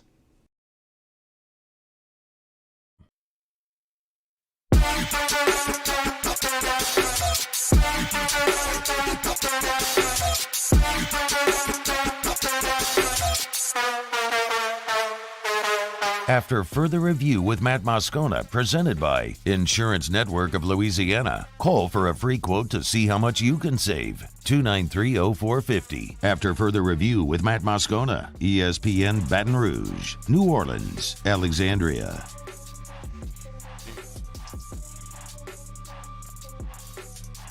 You can play it. There you go. Play it. It's all good. It just doesn't feel the same without it. Hey, Leg. Yeah, Matt. What was that music that was first? I gotta say, it's not on my playlist. No, so we have. Well, I don't think it's on anybody's playlist because. So now that we're putting our shows on YouTube, we're on YouTube Live, right? Yes. We can't use licensed music anymore, even though we're, as a radio group, licensed to play songs that we do on our sister station, Radio Eagle 98.1 and 100.7 The Tiger. Like, we have a whole library of songs that you know, but we can't play them anymore because if we play them on YouTube, even though we're licensed for radio, we're not licensed on YouTube. Right. So we're basically using someone else's property, and so they'll flag us and shut down our stream. Well, I heard about somebody Facebooking live a high school sporting event the other day, and in a timeout with, they just, all they had was the camera set up. Uh-huh. The school started playing a song, and Facebook flagged it right away as a copyright violation and shut the streaming video down. I guess you got to remember to mute that. At least yeah. They're very sincere about those things. Lee, people are trying to protect their properties. Well, remember when I first started Sports Monday, way back 100 years ago, I wanted to use Monday, the song by the Mamas and the Papas, and they were like, "Well, you can't. Why not?" And I didn't know anything about ASCAP and the other stuff. You might have to explain that to everybody sometime, but it's pretty tough to play songs unless you're a radio station. In essence, basically, that's almost like what it comes down to. Right, because you're, like I just explained, you're licensed to play music on radio, but we're not licensed to play music online. That's all. So let's real quick, a couple things that I want to get to before we talk beer. Will Wade, I saw this report from Sheldon Mickles today. Will Wade in the LSU basketball program, as you are a former LSU basketball beat writer, I'll defer to you on this. They're rearranging a shortened non-conference schedule. The game against Syracuse is off. What, if anything, they were going to play that in the Gotham Classic at Madison Square Garden. So that's a bit of a bummer that they're not going to play that. But the Louisiana Tech game has been moved to Baton Rouge, November the 24th from Bossier. What do you make of this rearranged basketball schedule and what we all might expect? Well, it's a shame not to play Syracuse because, Syracuse, after going there for 2.5 years and being there for the glory days when they got going, is close to my heart. LSU played at Syracuse, by the way, I want to say in 1986. Might have been 1985. God, it goes way back. But, yeah, and just as a quick aside, Jim Boeheim, who is the longtime Syracuse coach, was an assistant coach when I was there as a student. And the head coach was a guy named Roy Danforth. They went to the Final Four in 1975, and then Danforth, I think it was the next year, quit and took the Tulane job because he wanted to be closer to family in Mississippi. And Boeheim took over as the coach. That's just a Syracuse orange nugget right there. I was looking for the game, actually. It was not the 85-86 season, so would it have been 84-85 or 86-87? Would have had to been 84-85. Okay. They played at Tennessee first and then Syracuse. I know because the Advocate was kind enough to let me go cover that game, even though I wasn't an LSU basketball beat writer at the time, to get that return trip to Syracuse. Hadn't been there in 10 years. It was pretty cool. I didn't know if there was anything else you were going to add. So with respect So Syracuse is still, LSU is still playing, correct me if I'm wrong, Hofstra, Louisiana Monroe, North Texas, and you said Louisiana Tech and VCU, right? Yeah, and I know they're going to the thing down in Orlando, right? Gosh dog it. Because they were supposed to be playing in Atlanta in the for Thanksgiving at State Farm Arena in Atlanta, and this, as it says here, Will's trying to set up a neutral court game. So I guess they're still set to go to Atlanta for that game. And we'll face South Florida and a couple of other teams. Yeah, we've always, for as long as I've been around, we've always been left wanting for the LSU pre-SEC season. We just always have. It just never fails, doesn't it? I mean, we always are hoping for more and fewer Southland Conference games and fewer SWAC opponents. And it just always feel that way. Last year they had a nice schedule, played a couple of, didn't LSU play USC last year? And, but it's never like what the so-called traditional powers, like the ACC, gets to play in the preseason. That's a damn shame. Do you have to? So you may have more insight into basketball scheduling, but do you have to earn those opportunities? Like Florida Kentucky always gets those opportunities. They're Kentucky. They'll play home and home with Duke or with North Carolina or Indiana. Like, don't you have to earn those opportunities by elevating your status among the college basketball hierarchy? Well, certainly the last 4 or 5 years, LSU's done that. It's been, for wins and performance and excitement, they've reached that status. But, I flash back to Johnny Jones and I don't know if you were at this news conference, but it was in between seasons, and Ron Higgins asked him specifically, and he said, Johnny, would you be willing to, give up some home and go play at an SEC school, go play at a Big East school just to make the preseason better? And Johnny said, we don't have to do that. We're LSU. And I almost went, in the back of the room, but luckily contained myself because, yeah, exactly. So maybe the theory ought to be, well, let's give up some of these games against, no offense, but to, local Southland and SWAC conference teams and Conference USA and Sun Belt teams that you could probably give up a home game, but maybe get a TV game and go play somebody in the ACC, the Big East, the Big Ten. I would love to see more of that. Yeah. It's always fun too, I'd agree. Lee Feinswag is our guest. I just saw this on Twitter, by the way. We've been following the whole Hurricane Delta situation, how it might affect football this weekend.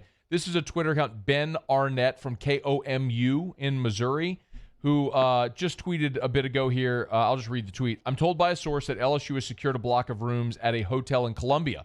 A Mizzou athletic spokesperson tells me Mizzou is preparing to host while also keeping their own rooms booked in Baton Rouge to play the game on the road if possible. You have a feeling that would be brilliant. I mean, I had the Weather Channel on just before, and Hurricane Delta is got into fifth gear up to possibly a Cat 4, and all the maps show it coming straight at Louisiana on Friday. And, how about Louisiana Lafayette? They already had. Weren't they supposed to play football Wednesday at Appalachian State tomorrow, and that game was postponed because of coronavirus? Yep. So they rescheduled for Saturday home against Coastal Carolina, another Sun Belt team. And they're also home this weekend in football, in volleyball, soccer, and something else, I think. So, and I don't know what else. LSU hadn't started its Olympic sports yet. The SEC hadn't started picking that up yet. But that would be brilliant to just go to Missouri and play the game. I mean, in this season, under every circumstance, if you got a chance to play a game, go play it. So I do agree. And listen, Lee, LSU's felt both sides of this equation before. I mean, they played a no doubt. A home game. Wasn't it Arizona State? Yeah, they played the home game at Arizona State. And then in 2015, South Carolina had the flooding in Columbia, South Carolina, and ended up playing a home game in Baton Rouge. Right. So and you remember that South Carolina game produced so many acts of kindness and so much goodwill and the good parts about sports that you wouldn't have had otherwise. The appreciation from both sides and all the things that everybody did for each other. I remember that vividly, that it was so good. Then there was the hurricane debacle with the Florida game, remember, where it was just the opposite. I think what we learned with that, and listen, honestly, Lee, I think the Big Ten went through something similar here recently with their shutdown announcement and the very public display of disagreement from a lot of the member institutions. It's similar to what LSU and Florida went through back in 2016 when Greg Sankey was a new commissioner. It's that largely you want to keep those discussions behind closed doors, so when you come out into the public, you have a unified front. It appears, my hope is, that the lessons learned from that game are extended here, and it appears it has, because let's just be honest, Scott Woodward's just a better athletic director, better leader than Joe Oliva ever was, and I think you're going to have a more concerted effort to have that sort of unified front. Well, but in answer to your original statement from that guy's tweet, if LSU could, charter up and go there, that'd be awesome.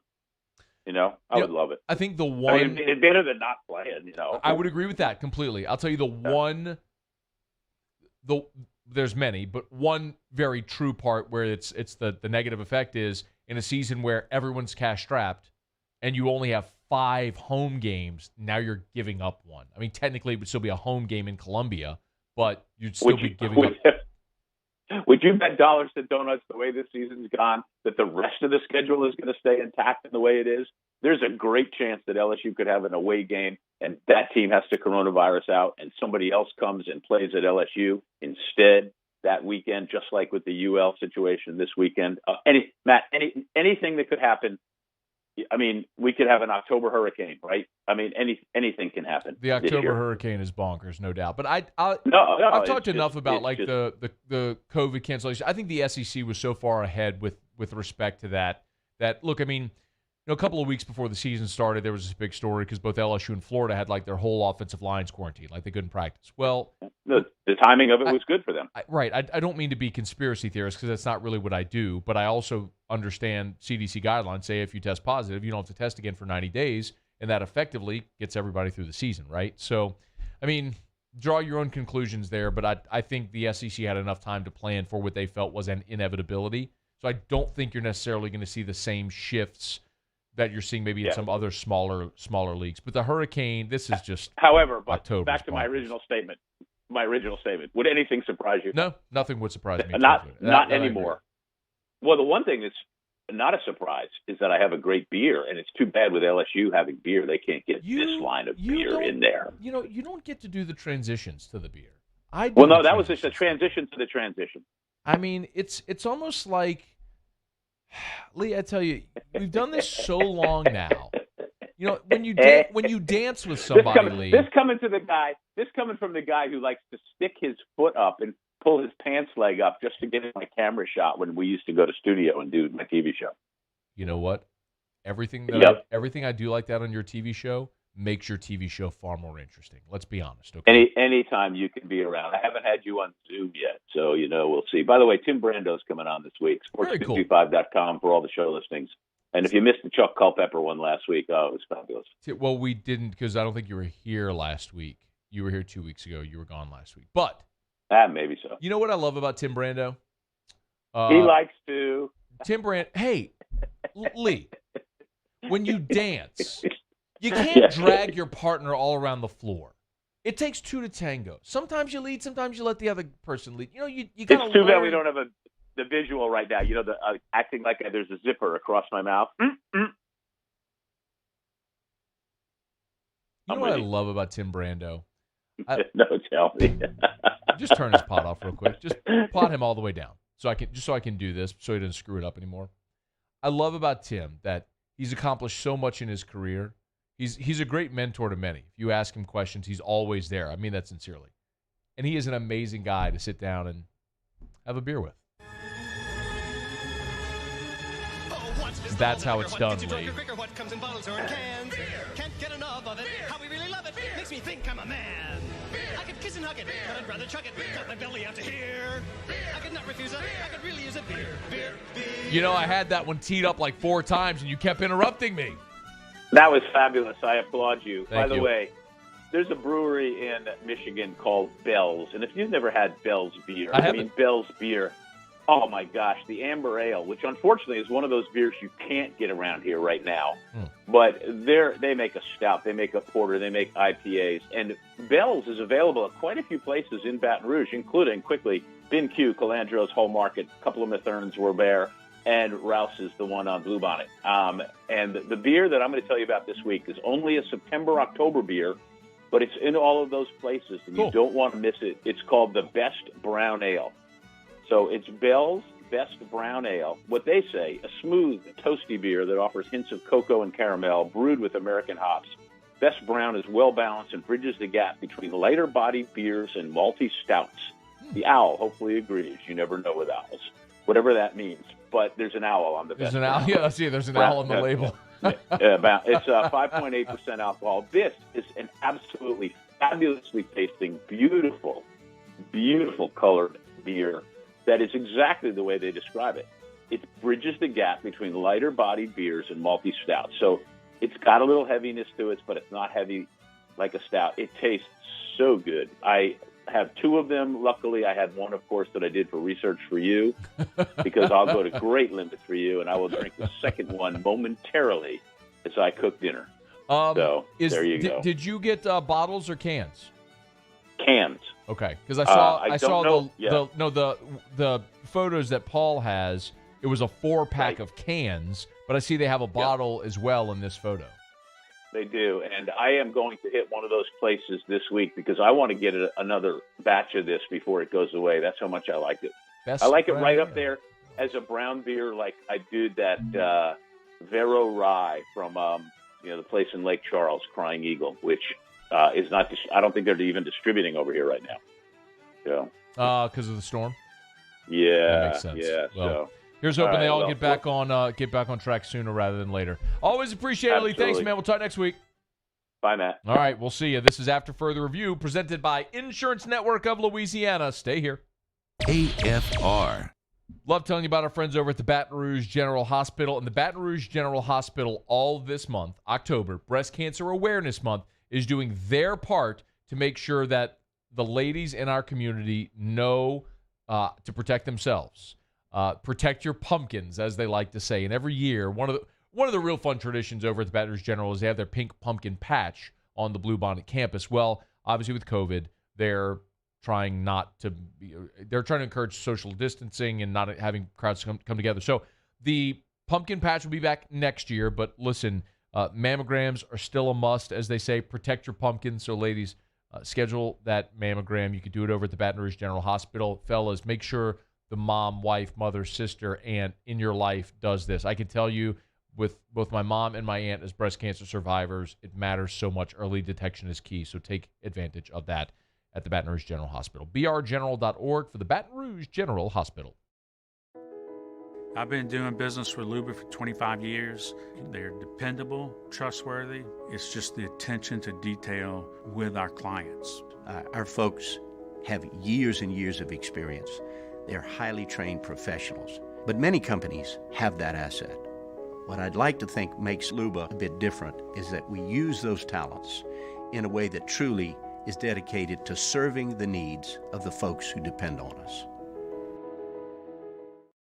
Are you a licensed contractor? There's lots of good contractors in Louisiana doing work the right way, but unfortunately, too many unlicensed contractors are working outside the licensing requirements. Working as a contractor in Louisiana requires a license for the company doing the work. The Louisiana State Licensing Board for Contractors wants to help you get licensed to allow you to conduct work legally. It's not difficult to get the license. We can help you. Go to lacontractor.org for more information. Licensed contractors, it's the law. T-Bob Hebert here with breaking news. Front to Back Boat Services is the shop to upgrade your boat tech this fall. With not one but two NMEA certified techs, who better to install your Panoptic sonar, your HD displays. You want to see the fish under the water before you even cast? They have that. Trolling motor you could control with your iPhone? They have that. So what are you waiting for? Get into Front to Back Boat Services right now. Upgrade your boat tech. Make your boating dreams come true. Front to Back Boat Services. Gulf Coast Bank and Trust is a local bank with a straightforward philosophy. It's about doing the right thing for our customers. Participating in our community with annual local fundraisers. Offering individual attention in a modern banking atmosphere with a trusted local company. Gulf Coast Bank invested in technology with a local touch, giving our customers the power to bank anywhere, anytime. We're building relationships through personal service as the bank that cares about you. Gulf Coast Bank and Trust, the bank that cares about you. This is a house call. This is a follow-up appointment. This is a diabetes checkup. This isn't just more convenient care, it's more advanced care. This is innovating healthcare at Louisiana's #1 hospital, Auctioner. Gulf Coast Office Products is a nationally recognized Savin office equipment dealer based right here in Louisiana. Over 100 employees strong, Gulf Coast has the boots on the ground to support all vertical markets, from education, engineering, legal, and finance. With the latest in office technology, from desktop to production segment units, Gulf Coast and Savin have the perfect fit for you. Call 225-756-2644. That's 756-2644 for Gulf Coast Office.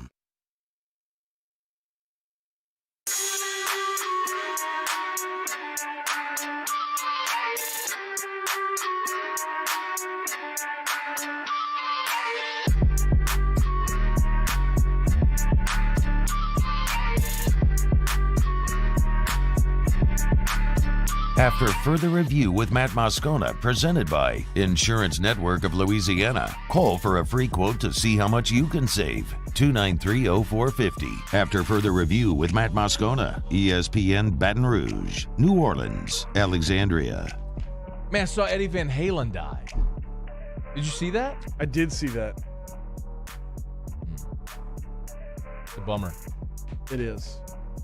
He'd been battling for a while. Eddie? Yeah. What do you have? Throat cancer. Oh, did he? But I want to say it moved into his brain. Oh, God. I know. Man. How old was he?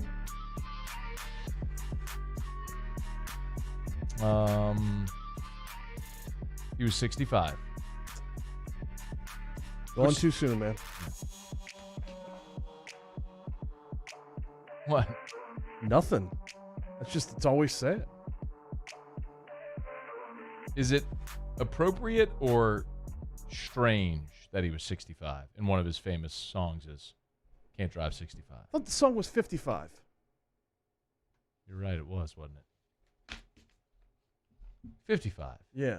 Not 65. Yeah. Speed limit was way lower back then. It's not 65. It was 55. Well, if he had written that today, it'd been 70. Well, unless if you're in Baton Rouge, because it's 60 in parts of Baton Rouge. Well, yeah. And we're assuming it's an interstate. Oh, that's true. No, I dead serious had no idea that he had cancer. So he had throat cancer. Yeah, for some time. Yeah. Dude, he could slay, man. There is no doubt about it. I mean, he could shred. One of the best ever, man. So, condolences, man. I know all of his fans got to be super bummed. 2020 is just, I know it's said over and over again, but, man, it's just like one blow after another, right? I mean, God, now we got this Hurricane Delta in the Gulf. I mean, we had enough. Can we just let this thing just fizzle and go somewhere to some remote place where nothing is inhabited? Are there any of those places left in the world, Brain? Remote places where there's nothing Probably inhabited? something in the South Pacific somewhere. Can it go there? All the bad stuff? Or like us? The storm, I mean. Oh, yeah. I No, want the I don't think storm it's to going to go make away. it. It's not going It to make won't? it to the Pacific. No. No. No, it's about to hit the Yucatan and then be in the Gulf. Ugh. You know what? One piece of thing that I'll tell you, like, I'll hold out hope is the previous two storms, Laura and wasn't it Sally? Sally kept drifting east and ended up hitting Mobile and Floribama. Yeah. And then Laura went west. Went west and hit Lake Charles. And both of those storms at this point of the week, or the path, were like, we were right in the cone. And neither was an event here. And don't forget, Marco was like the week before Laura, and it just decided to quit and walk out. So maybe this one will do the same. 4 o'clock numbers at a slight jog westward. Oh, not at Lake Charles. They don't need this. No. Ugh. Nobody needs it. I mean, let's be honest. But anyway. We'll keep you up to date as we learn more. We'll tell you. We'll let you know. So LSU's got the home game against Missouri. We'll see what happens. As we told you, LSU's released a statement that they've been in contact with the folks at Missouri and with the SEC office about contingencies. So here's hoping they aren't needed. But one of the contingencies that apparently is being discussed right now, as being reported by a TV station in Missouri, is that LSU has bought a block of rooms in Columbia if needed. They've maintained their rooms in Baton Rouge also in case if Missouri is able to travel to Baton Rouge for the game this weekend. So in the meantime, the Saints are scheduled to play on Monday Night Football against the Chargers. You know that. We are supposed to have our show Monday at the Sazerac House on the corner of Magazine and Canal, and our grand prize listener watch party for the game, for the Monday Night Football game there at the Sazerac House. That's obviously all to be determined now based on what happens with the storm. So we'll keep an eye on that. But the Saints have opened up as an 8-point favorite over the Chargers in this ballgame on Monday Night Football, which I'm going to tell you, the number seems and feels kind of big, but the more you look at the Chargers team, the more this kind of does make sense. This is a Chargers team that, even though they got their offense going this past week against Tampa and looked pretty good, they really had struggled to score prior to that. Saints are averaging 29 points a game, but in the first two starts for Herbert, they scored just 20 and 16 points. And now the Chargers come to New Orleans without Austin Eckler, who we know is going to miss 4 to 6 weeks because of his injury that he suffered this past week. And it's the second week in a row that they're making cross-country trips from L.A. to Tampa, back to L.A., then to New Orleans. That travel is not conducive for success, especially without your best running back. Meanwhile, the Saints appear to be getting healthier. We'll wait till we see the first injury report, but ear to ground, it kind of seems like the Saints, everyone that's injured, they would kind of, I think guys you would expect they'd get back, they're expected to get back. You might see Michael Thomas this week. Your two cornerbacks, Lattimore and Jenkins, so Jared Cook. It would be a huge boost if the Saints are getting healthier while the Chargers come in tired and hobbled. The Saints offensively are playing very well right now. The Chargers, they had a good offensive game this past week, but largely with Herbert, haven't been too consistent on the offensive side. I think this is a really good opportunity for New Orleans to play the game that we saw this past week, aside from the first 5 minutes. Play a very solid game, beat the Chargers, go into your bye, get healthy, and you know what's ahead of you. The other thing that could very well help New Orleans in this game, if in fact Ryan Ramchik's out, and we don't have an update on Ramchick as of right now, but the Saints are expected to get James Hurst back. In fact, they will get James Hurst back. So Hurst is the offensive lineman that had been with the Ravens. The Saints signed him this year after he had been with Baltimore. So Hurst, the entirety of his experience in the NFL has been on the left side of the line. He's played both guard and tackle, but you're talking about a guy that in his career has played in 90 football games. So look, we all saw it this past week when the Saints played in Detroit. When Ryan Ramchick went out, the whole tone and tenor of that game changed. The Saints' inability to run to the right side was evident. And then Greenidge couldn't pass block. He got Drew Brees killed on one play. So while Hurst has only played on the left side of the line in his career at both left tackle and left guard, he's also a guy that's 28 years old who's played left guard and left tackle, who's played in 90 career games with 44 starts. He is unquestionably a better option immediately at right tackle if Ramchik's unable to go than Ethan Greenidge. It's not even a question that that's a better option for you. A more veteran player who's played both guard and tackle on the line of scrimmage and would be a viable option to replace Ryan Ramczyk if he's unable to go. Sometimes in life, timing just matters. It's true. Like sometimes in life, timing and luck just matter. And Hurst violated the NFL's PED policy. He was suspended for the first 4 games of this season. And if you needed him active ever, wouldn't it be right now when Ryan Ramczyk has a concussion, Andrus Peat is out? Like, you're a little thin on the line. You don't know if Ramchik's going to be back, and you need a veteran option. All of a sudden, this is almost like free agency. Like you just happen to pick up another player that you didn't have prior that just instantly makes you better. So I don't know if I hope Ramchik's available. I mean, he tilts the field for New Orleans, but if he's not, it's really good to see that this is a week where Hurst is eligible to return and would be available for the Saints on Monday Night Football against the Chargers. It would be his season debut. So to lose Ramczyk, I mean, the week before the bye with Hurst eligible, it's about as good as you could hope for because, if you need to rest Ramczyk this week, you have this week and then the bye as well to get him right, hopefully, for Carolina when you come off the bye. All right, it's after further review. Glad you're with us here. We're brought to you by the Aesthetic Medicine and Anti-Aging Clinics of Louisiana, Bluebonnet in Baton Rouge, Ambassador Caffrey in Lafayette, and online at theantiagingclinics.com, theantiagingclinics.com. Remember, all throughout the month of October, of course, the month of Halloween, all of their specials have to do with blood. PRP, microneedling with PRP, a part of their hormone or their October specials. PRP hair restoration with A-Cell is also one of their specials this month. Free blood level checks, free testosterone level checks as well. Check them out at the Aesthetic Medicine and Anti-Aging Clinics of Louisiana. Bluebonnet in Baton Rouge, Ambassador Caffrey in Lafayette, and online at theantiagingclinics.com, theantiagingclinics.com for the Aesthetic Medicine and Anti-Aging Clinics of Louisiana. All right, it's after further review. Glad you're with us here on this Tuesday edition. Chuck Liddell, UFC Hall of Famer, the Iceman, the man who is largely credited with helping transition MMA to the mainstream in sports and entertainment. He's going to be with us in 13 minutes from right now. I'm fired up about this. We'll knock out a break, come back, Brain will have Tigers in the pros, and then we'll start off hour 3 with Chuck Liddell, and then get to Rohan Davey. Stick around. It's AFR. AFR. Coming up, y'all. I could not be more excited to tell you. A day that many people wait for every year is October the 9th. Coming up this Friday at Carriages in Bocage. It is the Samuelson Made to Measure event. It is their trunk show. The Samuelson rep will be on site at Carriages all day from 10 a.m. to 7 p.m. I could not stress this more enough.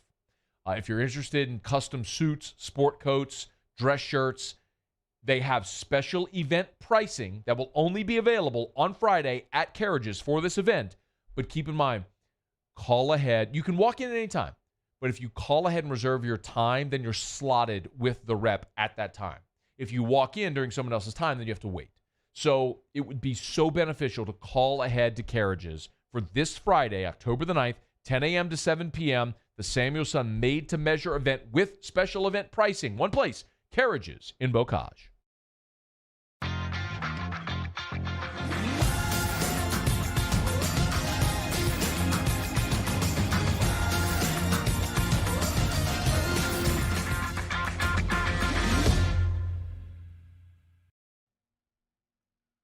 Hey, football fans, T-Bomb here, reminding you that Hooters is your headquarters for football. If you can't get in, they still got the Hooters girls, the TVs, the wings, the beer, everything you love about game day. But what if you're watching at your house? Maybe having some people over. You don't feel like cooking? Well, great. Hooters, they have your back. You download the Hooters app. You'll get a free app, and then you go and you pick up the food. You bring it home. Everybody loves you because you got Hooters wings, and game day, it's a match made in heaven.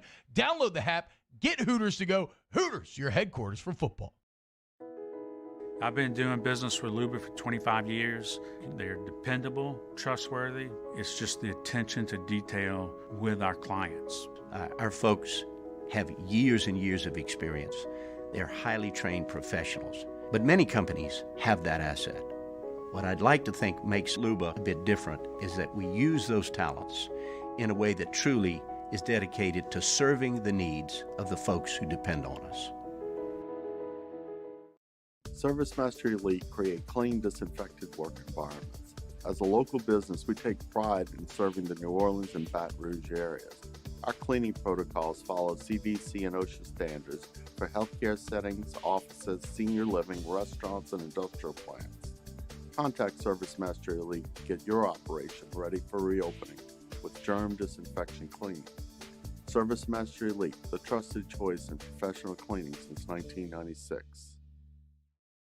Gulf Coast Bank and Trust is a local bank with a straightforward philosophy. It's about doing the right thing for our customers. Participating in our community with annual local fundraisers. Offering individual attention in a modern banking atmosphere with a trusted local company. Gulf Coast Bank invested in technology with a local touch, giving our customers the power to bank anywhere, anytime. We're building relationships through personal service as the bank that cares about you. Gulf Coast Bank and Trust, the bank that cares about you. At All-Star Toyota, you get it all. If you're in the market for an all-new Toyota vehicle, come see our friendly and knowledgeable sales team at All-Star Toyota. Located in Baton Rouge at the corner of Airline and Goodwood, we've been serving our community since 2005 by offering a large selection of new Toyota cars, trucks, and SUVs. Get behind the wheel of your dream car and take a test drive at All-Star Toyota today. At Cordell Toyota in Opelousas, you can get into a Tundra for $7,000 off MSRP. That's right, $7,000 off MSRP. And we have plenty in stock. So come on down to Happy Town. That's Cordell Toyota in Opelousas, Happy Town, USA.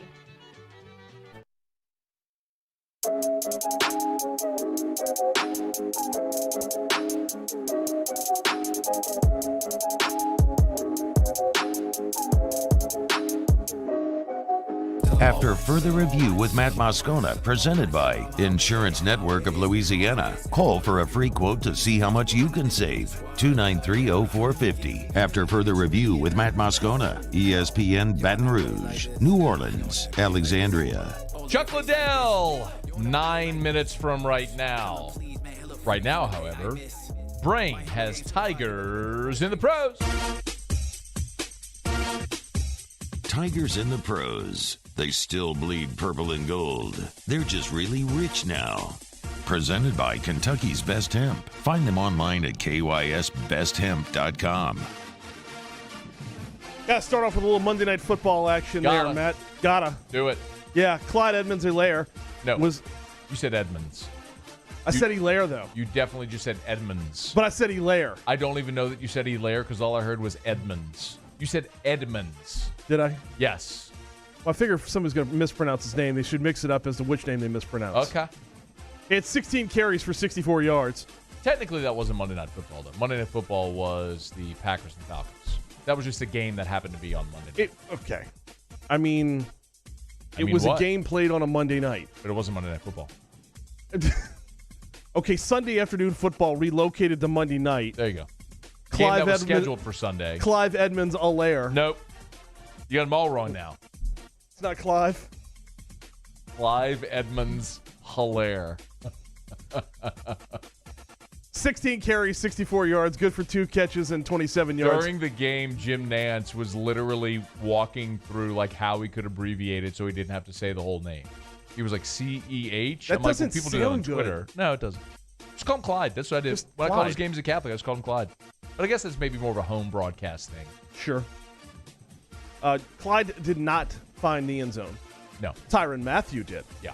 Matthew had 4 tackles last night, a pass deflection, and an INT return for 25 yards and a touchdown. But in fairness, he really didn't do much on that. It was Edelman's I mean, fault. it was kind of a gift. It went right off Edelman's hands. If I was Stidham, I'd be pissed at Edelman. Yeah. But good. But I'm happy for Tyron. That's good. Of course.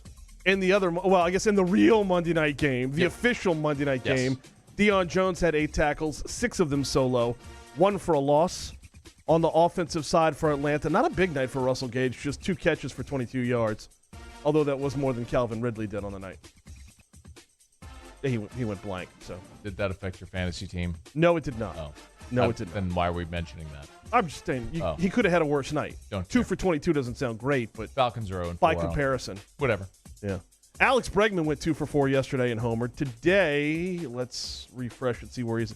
0 for 2 for Bregs today. Yeah. Oh. Plenty of room to roll, though. They're only in the bottom of the 4th right now. Yeah, 3-2 Houston right now in the 4th. But last night, DJ LeMahieu. Hey! 2 for 5. Both of them singles. He did score both times that he was on. So one Yankees of the singles led off the 9th where they had a 5 spot in the 9th. Giancarlo hit a grand slam. It was awesome. Yankees picked up the win. Yeah, they did. Yeah. And that's your look at Tigers in the pros. Presented by KYSBestHemp.com. KYSBestHemp.com. Kentucky's best hemp. Something for everyone in the family, even your pets. They got doggy bacon, CBD doggy treats. If your dog has anxiety or arthritis, inflammation, that could help. Oils, honey sticks, salve, cream, gummies, however you'd like to consume your CBD, you can at Kentucky's Best Hemp. Promo code AFR30, get 30% off at KYSBestHemp.com. AFR. Chuck Liddell starts hour 3 coming up right after SportsCenter. Let me take 60 seconds and remind you about Relief Windows and ReliefWindows.com. 288-8138, 288-8138, ReliefWindows.com. Windows, door siding, Relief Windows, and ReliefWindows.com. You can trust Brandon Holly and the great staff over at Relief Windows. I did. When Eric and I bought our first home, one of the first things we did was we called Relief Windows. Brandon Holly and his game, Drew's original bedroom in our first house was near the street, so we put a sound-resistant window in his room to cut down on the street noise. When we moved into our current house, one of the first things we did, we had Brandon Holly and the team out. We installed all new picture windows looking out onto the back of our house. It's beautiful. It makes our home more energy efficient. It's increased our resale value. Lifetime warranty on labor, material, and glass breakage. That's Relief Windows and ReliefWindows.com. Windows, doors, siding. Relief Windows, ReliefWindows.com. At Corval Toyota in Opelousas, you can get into a RAV4 for $3,000 off MSRP. That's right, $3,000 off MSRP. And we have plenty in stock. So come on down to Happy Town. That's Corval Toyota in Opelousas, Happy Town, USA.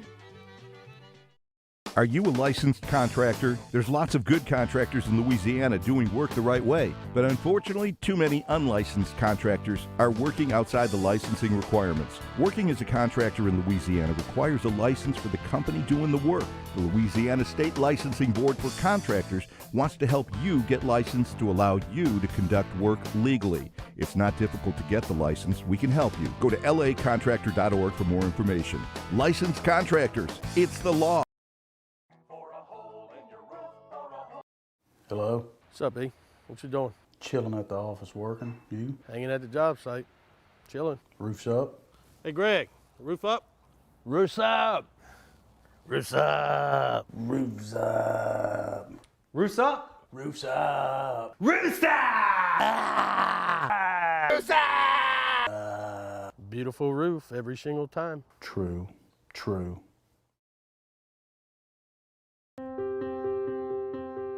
This isn't just another day. It's so much more.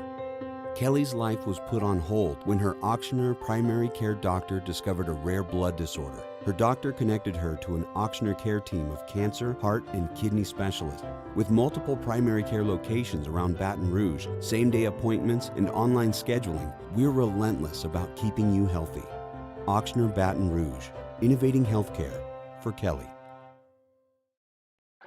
Oh, hey, what's up? It's Big V and Bubba, 100.7 The Tiger Morning Show. We'd love for you to join us every weekday, 4 a.m. till 9 a.m. Yeah, everything you want in a show. Country music. We got laughs. we got celebrity in-studio guests. We just need you. Join us every weekday morning, 4 a.m. to 9 a.m., right where it all started. That's right. Louisiana's country station, 100.7, The Tiger. To all of our heroes working on the front lines of this COVID-19 pandemic, your bravery and selflessness represent the very best of us, and we want to say thank you. I'm asking everyone around the state to join me in celebrating the heroism of our healthcare professionals on the 19th of every month at 1900 hours, that's 7 p.m. Write a note of appreciation, make plans to donate to charitable organizations, or say a prayer. To learn more, visit 19thanks.org. Thank you, and God bless. $11,000 off MSRP on a new 2020 Ford F-150. Buy a new one for less than a used one. All new Bayou Ford vehicles come with a 1 million mile powertrain warranty. And with Bayou to You, free delivery right to your door. The crew at Bayou Ford is going to do right by you.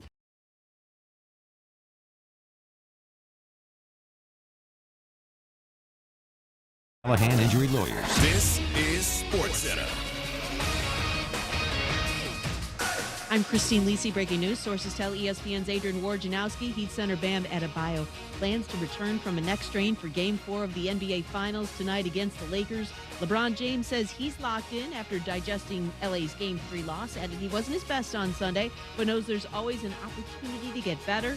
Another Laker looking for improvement tonight, Anthony Davis, points out former Lakers center Michael Thompson. This man is the second best player in the world. He's going to bounce back strong tonight. Jay Will, you're a basketball player. You've been around greatness. You're a great player yourself. You know when you have an off game, when you're as great as AD is, you're going to make up for that in the next game. So, somebody might be in trouble tonight on Miami's team. How to deal with him.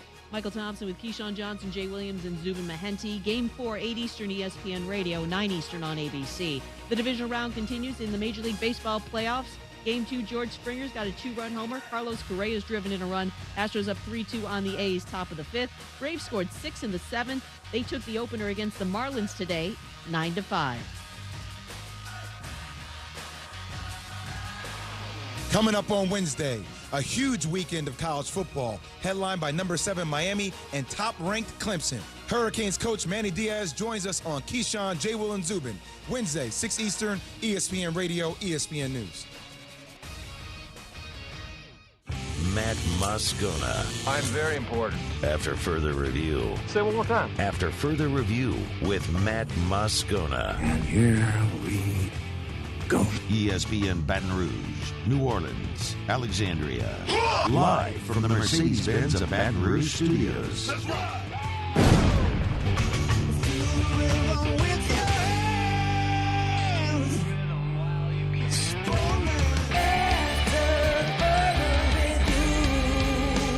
Hour 3, off we go. Welcome aboard. Glad you're with us. AFR, presented by Insurance Network of Louisiana. I'm Matt. I appreciate it, bud. Have a good one. Paul O'Neill. They're chanting Paul O'Neill's name. Muso. And Mr. Toby Tom Play. We're here. Glad you are as well. 5 o'clock quitting time. Glad you are driving home with us. Rain quit. He just walked out. Middle of the show. Thank God Muso happened to be here. Welcome back, Muso. How are you? I'm good, man. How are you? I'm really well. Going to talk to Chuck Liddell here in a few minutes. Nice get. Yeah, how about that, right? He's got a movie called Cage Fighter, which is coming out this Friday. That makes sense. Theaters and on demand. The premise, though, is really interesting. It's about a champion MMA fighter who takes a fight again in a cross promotion against a professional wrestler. So I'm like, is it Rocky against Thunderlips? Or is it more like Ali versus Inoki? I don't know. I'm going to ask him that question. So we'll talk to Chuck Liddell coming up here. He's dialing us, set to join us here right at the top of the hour. He had another interview, and then he's dialing us. So that's coming up here shortly. And Rohan Davey in the next segment. Ro's normally with us at 5. Ro bumped 5:15. He was good enough to do that today so we could squeeze in Chuck Liddell because Chuck Liddell. Sometimes you take interviews and it's like, a lot of times you'll do it for your audience, and sometimes you do it for yourself. This is what I'm very much doing for. I mean, I think many of you are really going to enjoy it, but I mean, Chuck Liddell is arguably the most notable UFC fighter ever. I mean, he's on the very short list of most notable of all time. So former light heavyweight champion. We'll talk to Chuck Liddell coming up here shortly. While I have a minute while we wait on Chuck to dial us up, let me just catch you up to speed with the absolute latest on Hurricane Delta. I absolutely hate this, but it's something we're definitely going to have to follow here over the next couple of days. But this morning, if you haven't seen the latest projections, which come out every 3 hours, the latest that has come out just in the last hour, and this is from our friends over at WBRZ, our news partners at WBRZ, National Hurricane Center, shows Friday at 1 p.m., a Cat 3 storm, 125-mile-an-hour maximum sustained winds, still just off the coast of Louisiana, making landfall later Friday and into Saturday with a major event in Louisiana. And again, we are directly in the path.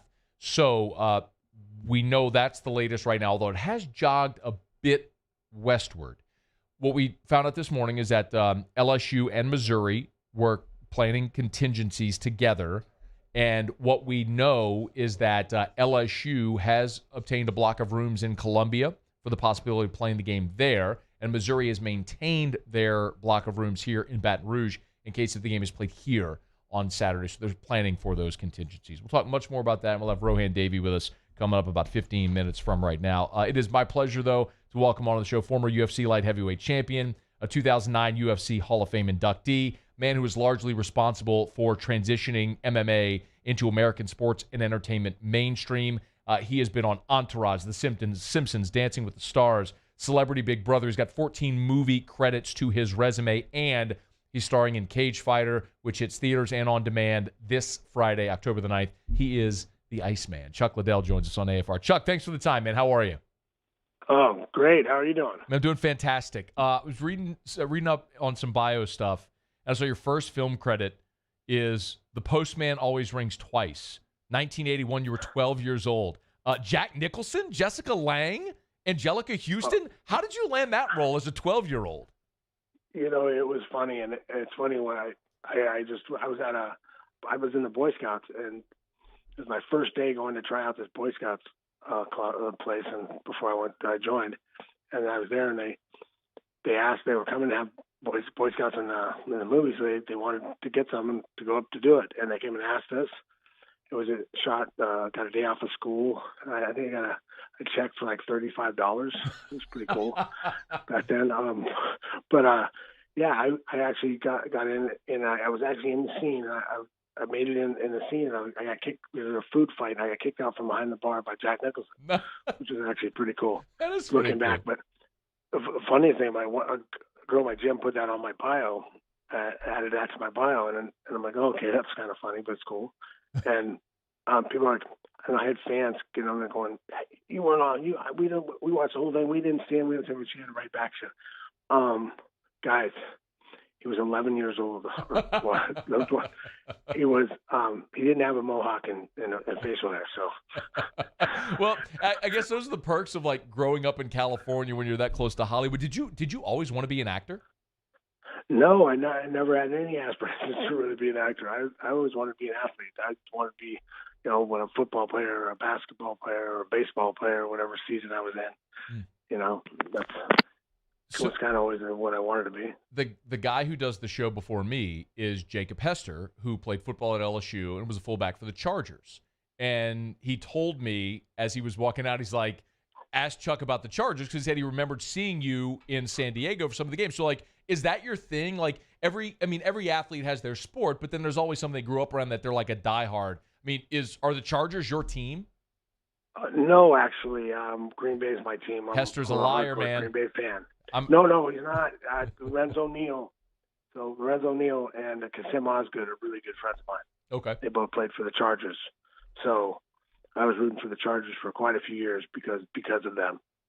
Chuck Liddell. I used to come down to games all the time, and but while they were on the Chargers, I was a Charger fan. Gotcha. Chuck Liddell's our guest. Twitter at Chuck Liddell, starting Cage Fighter, which hits theaters and on demand this Friday, October the 9th. We'll talk about the movie in just a quick second. I got to get some other stuff in while we can. You mentioned you played sports, whatever sport was in season. I know you wrestled in college. Dude, at 6'2" in your size, like, was football ever an option for you? Was that ever an option collegiately or beyond? Well, yeah, I actually was. I played my freshman year at Poly. I went to Poly. That's one of the reasons I went to Cal Poly, because I could play football and wrestle in the same school. Because I wanted to do both.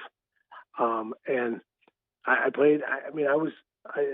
I played a whole year. I was on a second string would have been one by my freshman year. I would have came in as second string. But I think I made the decision, during that summer that I'm done. It was really hard doing both, and then trying to cut weight for wrestling and then put weight back on, and so I had to make a decision between wrestling and football, and I chose wrestling. So I think I made the right decision looking back, but it was a hard decision, but that was one I made. Chuck, I think it worked out, man. I mentioned in the open that you're largely one of the guys credited with seeing MMA transition into the mainstream in sports and entertainment.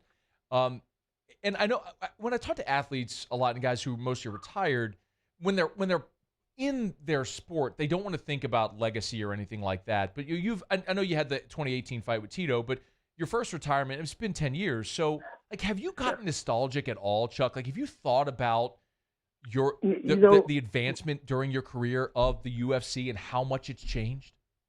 Really, the first time I really thought when Green Bay won the Super Bowl, the last Super Bowl they won, I was there, and I got to go to the game. I was on the sideline, and looking back at it, in '97, I actually worked the Super Bowl in San Diego, so I could get in because my buddy was I knew a guy that was doing the event staff, so I was event staff, so I could go see the Super Bowl when I could watch Green Bay play against Denver. Yep. I got to stand there. I stand security on the 50-yard line to seats, so that was pretty good place. But I was working, and then fast forward 12 years later, I was right after the game. After they win the game, the security comes over. Hey man, do you want to come on the field? I'm like, yeah. And I went running on the field, and I had players asking me for pictures with them. And that's the first time with all the stars going on. And that was the first time I sat there and went, wow, that's how far I've come, huh? Yeah. I went from working the Super Bowl to actually being on the field after my team won.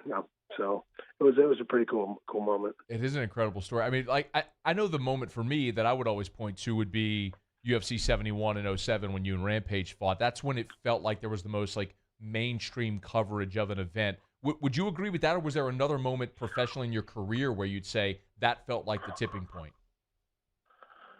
Yeah, I think the biggest one for me, the tipping point, when I knew we were really taking off, was right after the UFC, and I've talked about this a few times, but right after I won the title, after the Ultimate Fighter, and I was in Florida going through a mall and we're walking around, and normally I'd be able to look around. I could tell you that guy probably knows who I am. That guy probably knows me. That guy, to everybody coming up to me. I mean, 60-year-old ladies coming up, hey, good fight the other night. Like, what? Wait, how do you know?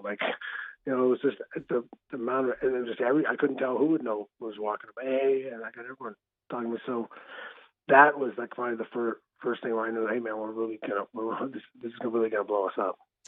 The Iceman, Chuck Liddell's with us. He's starring in Cage Fighter, theaters and on demand this Friday, October the 9th. Let's talk a little bit about the movie, Chuck. How did you get approached to be in the film? Well, I'm not sure. My wife sent me over the script. Someone sent it to her, and I read it, and I liked it, and I really liked it. And I looked at it, and I looked at the shooting date, and I'm like, I'm not gonna be able to move around too much, guys. I was having a partial knee replacement 10 days before it started shooting, before they wanted me to work. And so I called, but they had a few corrections I wanted to make because I really liked the script, but I need to make a few corrections for them for just so it makes flows with, it doesn't upset the hardcore fans. Mm-hmm.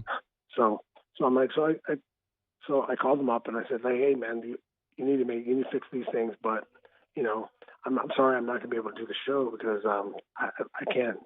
I won't be mobile enough to do fight scenes by that time. And he goes, well, you didn't read the thing. We wanted you to be the coach, not the fighter. I'm like, oh, yeah, you know what? Yeah, I can do that. I think I could do that. I like that it was more of an acting role. It's more you got to be more. It makes me work a little harder, not just moving around fighting. So I thought it was great, and I think it turned out good. Is it so? The premise, as I understand, watching the trailer and reading a little bit about it, is you have a mixed martial arts champion fighting a professional wrestler. So is this more Ali versus Inoki, or is this more Rocky versus Thunderlips? It's more like a guy crossing over into MMA, a guy that can fight, like more like Brock Lesnar coming over. Like it's more like a real guy that has background, can really fight, comes over and is able to compete. And I think for me, as part of my part was was the side story of more like the fighter where he's at the end of his career with his old trainer and trying to figure out what he's going to do going forward, if he's going to retire or go on, and I think a lot of that was really what's cool about the movie. You've seen it, yeah? Yeah. So anything, I always like to ask this question, anything in filming or in the script that ended up getting left on the cutting room floor that you thought might have been cool that people could maybe look for when they do see it? I think I want to remember exactly. I remember something during the fight, something I said to him that didn't get put in, about when I let him when he's at the in the corner and I'm his corner guy, and I can't remember. It hasn't been a while since I've seen it, but I said something to him because I'm letting him go fight when I don't feel he should. I think I should stop the fight, but he wants me to trust him and let him go back out one more, let him go for a little. And I say something like, okay, but one thing. So I think there's something there that could have been said better, because I think they cut out the part that I think really would have convinced me to allow him to continue fighting.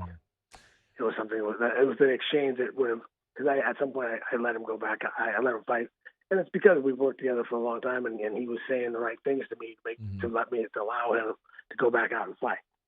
It's not because if he wasn't, I'm trying to protect. I'm always going to protect my fighters. So if he's not, but he gave me the right thing. I said, okay, go. I'll give you a shot. Just do something with it.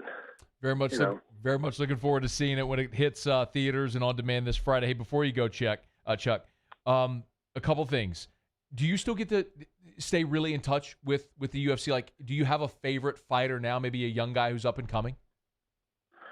I'm still watching all the fights. I still have, some of my, but a lot of favorite guys are right now are like Adam Saya, and I like guys like Jorge Masvidal. Mm-hmm. I like guys who like to go out and fight. Yeah. I'm a fan of Connors. I like the way he fights. I like that guys that go get after it. So yeah, there's a lot of great fighters out right now. Habib and Gaethje on the 24th. Who you got? I'm looking forward to seeing that. I don't know, man. It's hard to go against Khabib, but I'd like to see. Everyone says Gaethje can do it. I have got to watch more of his fights, because I watch fights two different ways. One's for entertainment, and then one for I'm actually coaching. Like if I'm going to try to figure out who's going to win or how to fight, how this guy should fight that guy or that guy should fight that guy. But I think Gaethje looks tough, man. Yeah. He's a solid fighter. I'm glad we're finally going to get to see it. Hey, last thing before you go, have you ever thought? And I think about this often. Like, have you ever thought about being, or would even be interested in being an MMA ref? Like, I've always found it more interesting to see if former fighters would want to get back into the octagon in that role. The job that they have to do as a ref is not as easy as it looks. I mean, I don't think that's one I would like. I mean, I don't know that I wouldn't mind judging, but now it's hard for me if I know the guys, because you always get a little bit of a bias looking at guys you're friends with, But yeah, I wouldn't mind judging, but I don't know that. I mean, the responsibility of being in there, Yeah. But then again, it's experience. It takes time. That's not something you can just jump into doing. It's not as easy as it looks. I mean, I did it a couple of times back in the day, just on smaller shows for guests that I could guest judge for a fight or whatever. Mm-hmm. it's not as easy as it looks. I believe that. I'd also love to see that dynamic, man, if it ever played out. Nice, man, cracking heads again. Chuck Liddell, y'all follow him on Twitter, on Insta, all those places. Cage Fighter hits theaters and on demand this Friday, October the 9th. It's a pleasure, man. Chuck, thanks for a couple of minutes. All the best to you, man. And they sang me. That is Chuck Liddell. This is After Further Review. We'll knock out a quick break. Rohan Davey will join us next. Talk some Tiger football. Stick around. AFR. AFR is brought to you by Premier South Roofing and PremierSouthLA.com. Baton Rouge, Lafayette, North Shore, and online at PremierSouthLA.com. Of course, it's worth mentioning with a storm in the Gulf, and here's hoping we don't feel the impact. I know, but as we keep telling you about Hurricane Laura, which came through, and of course, if you felt the effect of that storm or know someone who has, Premier South Roofing has been boots on the ground helping that community recover. They got the Lake Charles office as well with Baton Rouge, Lafayette, North Shore, and Lake Charles. Listen, with this Hurricane Delta in the Gulf, if you do feel the impact, make sure Premier South Roofing is one of your first calls. They service all of our listening area. They're here before the storm. They've won ethics awards for their work from the Better Business Bureau. If you need a roofer for a roof repair or a roof replacement, you need Premier South Roofing. Baton Rouge, Lafayette, North Shore, and Lake Charles, and always online. PremierSouthLA.com. I've been doing business with Luba for 25 years. They're dependable, trustworthy. It's just the attention to detail with our clients. Our folks have years and years of experience. They're highly trained professionals. But many companies have that asset. What I'd like to think makes Luba a bit different is that we use those talents in a way that truly is dedicated to serving the needs of the folks who depend on us. Are you a licensed contractor? There's lots of good contractors in Louisiana doing work the right way, but unfortunately, too many unlicensed contractors are working outside the licensing requirements. Working as a contractor in Louisiana requires a license for the company doing the work. The Louisiana State Licensing Board for Contractors wants to help you get licensed to allow you to conduct work legally. It's not difficult to get the license. We can help you. Go to lacontractor.org for more information. Licensed contractors, it's the law. T-Bob Hebert here with breaking news. Front to Back Boat Services is the shop to upgrade your boat tech this fall. With not one but two NMEA certified techs, who better to install your Panoptic sonar, your HD displays. You want to see the fish under the water before you even cast? They have that. Trolling motor you could control with your iPhone? They have that. So what are you waiting for? Get into Front to Back Boat Services right now. Upgrade your boat tech. Make your boating dreams come true. Front to Back Boat Services. Gulf Coast Bank & Trust is a local bank with a straightforward philosophy. It's about doing the right thing for our customers. Participating in our community with annual local fundraisers. Offering individual attention in a modern banking atmosphere with a trusted local company. Gulf Coast Bank invested in technology with a local touch, giving our customers the power to bank anywhere, anytime. We're building relationships through personal service as the bank that cares about you. Gulf Coast Bank & Trust, the bank that cares about you. This is a house call. This is a follow-up appointment. This is a diabetes checkup. This isn't just more convenient care, it's more advanced care. This is innovating healthcare at Louisiana's #1 hospital, Auctioner. Gulf Coast Office Products is a nationally recognized Savin office equipment dealer based right here in Louisiana. Over 100 employees strong, Gulf Coast has the boots on the ground to support all vertical markets, from education, engineering, legal, and finance. With the latest in office technology, from desktop to production segment units, Gulf Coast and Savin have the perfect fit for you. Call 225-756-2644. That's 756-2644 for Gulf Coast.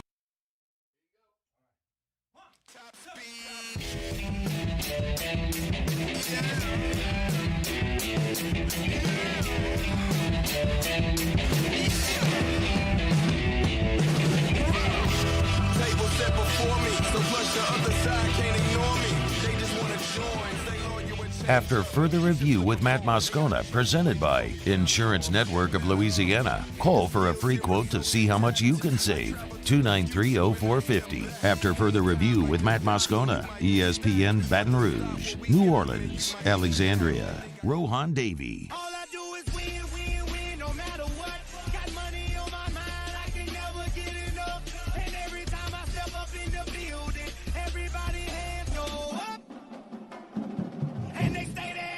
It's now time to talk LSU football with former Tiger quarterback Rohan Davey.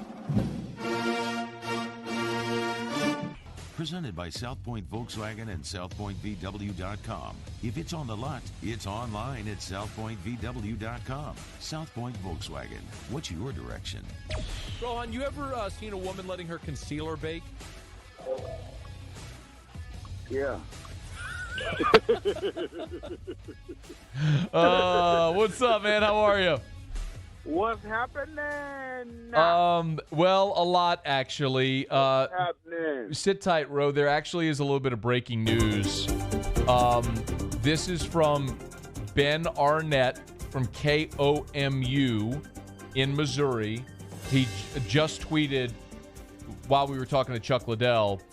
A university source tells me that Mizzou football will host LSU Saturday at 11 a.m. at Faro Field. Announcement from the SEC updating the status of the game is expected tomorrow morning at 9 a.m. So, Ro, it looks like if this report is true, and I can't imagine why you would go with something like this unless you had it in stone. It looks like LSU is going to travel this week to play Mizzou instead of playing a home game. Thoughts? Shit. Everybody's fans in the stadium. Fans in the stadium. I mean, it's definitely different. It's different. It's unexpected. It's what it is, what you're going to face this year with everything that's going on, man. And unfortunately, we're in the position where we're the one that this has come up with, but. This is going to be something that's going to be going on the entire year with NFL football, college football. But for us, I mean, having a young team and going on the road and having to adapt and, let's see, it's another test of adversity for the young Tigers. I mean, it would be one thing if it was COVID related. It completely sucks that it's a hurricane in October that you're going to lose a home game over. Yeah. I mean, all right, so look. You obviously, I know, right? In 2001, it's worth noting, 2001, you were on the team during 9/11. You all had that game that week canceled, and the Auburn game moved to the end of the year. So what happens internally when something like this with your schedule gets flipped on its head? Well, for the players, it's just you're still going to play a game. You just got to get prepared to travel, basically. For the coaches, it's more of an adjustment.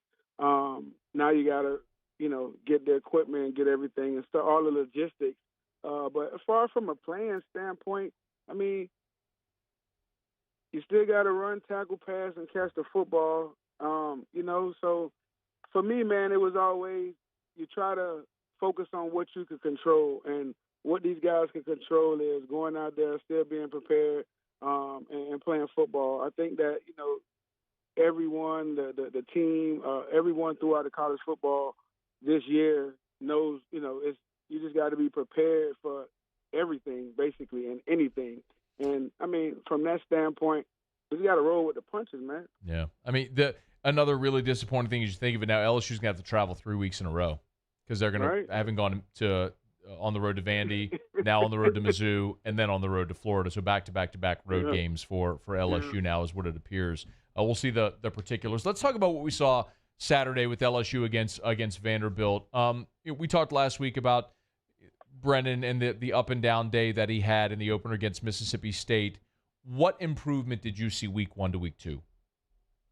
Well, you saw improvement from the coaching staff, giving him the ability to just play football and to just let the ball come out his hands for you to really see the talent that he has in his arm. You saw them cut down sides of the field, which helped and even predetermined and gave him one guy to look at, one guy to throw to. And that just helped him immensely. I mean, not to take – and also you had the offensive line and the running game that produced immensely for for us this past weekend. But he was getting the ball out of his hands quick, man. He was being decisive with the football. He wasn't trying to extend plays as much. We know that's not what the hell he does. So he was just being more decisive, getting the ball out of his hands, running the operation. What I mean by that is you didn't see as many guys looking around to see what was going on and where am I going. I didn't get the call. The operation was cleaner than it was last week. And it was improvement. But the biggest improvement came from the game plan of the coaching staff offensively. What specifically, if there are plays you can remember or things they did specifically that you liked offensively from the game plan? Well, you saw them running the football with the zone running scheme. You saw some of the screen plays and to the wide receivers and also to the back. But for me, it was the times when they used the play action, and it was either a 3-by-1 set, 3 receivers to one side, 1 to one side, and you would see a slight play action to the 3 receiver side, and the backside was Marshall or Gilbert, whoever it may have been that had a mismatch. And it was just simply faking, turning around, him running around, a comeback, a square in, whatever it may be, and him just firing the ball and hitting them, and them just beating man-to-man coverage. So it was just little things like that, isolating Gilbert, and even a touchdown pass, in my opinion, that he threw to Marshall in the end zone when the safety took the bad angle on it. That, to me, was predetermined. I know I'm going to Marshall. The only thing I would have liked to see Miles do on that was hold the safety a little bit more backside because you know you're going to Marshall with those other two guys running through the zone to clear the zone out for Marshall to get in the zone. Miles brought the safety over with him, so it would have been a bang-bang play. But I know that was a play that was designed to go to Terrence Marshall, and that's what happened to it. So it was just things like that the coaching staff did to make it easier for those guys. Hey, Ro, we've seen the receivers. They threw 8 different receivers caught a pass. 11 players in total, but 8 wide receivers caught a pass on Saturday. A week ago, Jeray Jenkins was the guy. Saturday, it was Jontre Kirkland, who was the guy after Marshall. When you look at that receiving core, who do you like the most behind Terrace Marshall that you think could consistently be the threat in this offense? Racy. Okay, why? McMathis. I think he has big, strong hands. He has the body. He has the physical ability. He has the attitude. He has the smarts to do it. I just think that, right, just like we've seen in the last couple of weeks, you've seen, the Kirklands and the guys that flash and show. I think that with him I think if they consistently keep him in the offense and get the ball to him, he could emerge as a really good number 2, number 3 behind, whether it's Marshall and Gilbert or Marshall and Racy and Gilbert. I think, and Kirkland, listen, he showed his behind yesterday, and he's, let's see if, last game, and let's see if, it's consistent. I always thought, though, going into this, especially with the amount of receivers and the talent that we had at the receiver position and them being so young, I always thought that it was going to be like a week-to-week thing with them anyway, like who was going to emerge as the most consistent guy. And to me, that should be Racy or Kirk because they've been there. They understand what's going on. And I just think that if Racy gets the opportunities, I think he'll show what he's made of because, he's NFL ready himself. A couple more minutes here with Rohan Davey, former LSU quarterback, with us every Tuesday, courtesy of our friends at South Point Volkswagen and SouthPointVW.com. New and certified pre-owned in Baton Rouge and online at SouthPointVW.com. John Emery had his breakout performance, over 100 yards. What did you think, what you saw from the sophomore running back? I think you saw a little flashes of what everyone saw when he was in high school at Destrehan High School. Yep. So that offense, the way we were committed to running the football last week, the way we were spread out and running the football, and a lot of times with those guys just having one guy in the box and him just having to beat the linebacker, and also him getting on the edge with the good edge blocking that was going. I think he showed flashes, man. He showed that he could be a home run threat. He shows that he's definitely further along this year than he was last year with picking up the blitz and blitz recognition. Most importantly, he recognized it. Now, whether or not he steps with the right foot and picks him up exactly, that's a whole other story. But at least he's recognizing it, and now he's making a play on stopping the guy from coming and getting the quarterback. And also you saw him being able to catch the football out the backfield, and that's where I think he could separate himself from the other guys. Would you start Emery and make him the feature back? And I would, for me, it would be because they're so different, because they're so talented and such different running styles. At this point in the game, because of what he showed last week, I would start him going into this game. Okay. Last thing for you, flip the field. We obviously, as a quarterback, you know what you're looking at when you're looking at a secondary as well. What did you see different from LSU's secondary week 1 to week 2? You saw not as much adjustment. You saw a lot more communication with the guys in the secondary talking. You saw the ability of a lot of those guys show and flash a lot more last week than it did in the first game. So I mean, we knew with the air raid offense and those guys not being there and Stingley being back this game extremely helps, because what that does for him coming back, it takes the pressure off of those guys. It takes the pressure off of them to be perfect on every coverage, especially when you know you have 2-4 on the other side that's basically shutting down the side of the field. You could play a lot more relaxed as the other safety, as the other slot corner, because you know what, I don't have to go too far. I just got to be in my zone because I know Sting got that side. So him coming back helped them just confidence and scheme-wise immensely, man. So their confidence showed because of that. Everything was dummied down a little bit for them, and their talent showed. Last thing, what would you like to see this week going to Mizzou if you continue on the theme of progressing week to week for this young team? I would like to see Marshall continue to emerge as a clear number one. I would like to see them continue to push running the football, the same thing that they've been preaching, running the football, getting the balls out of Miles' hand a little bit quicker. And I like to see them do a little bit more in the screen game and taking more shots. I like to see them taking more shots, especially if you have established the run more. I like to see a little bit more taking shots on whether it's 2nd and 3, 1st and 10.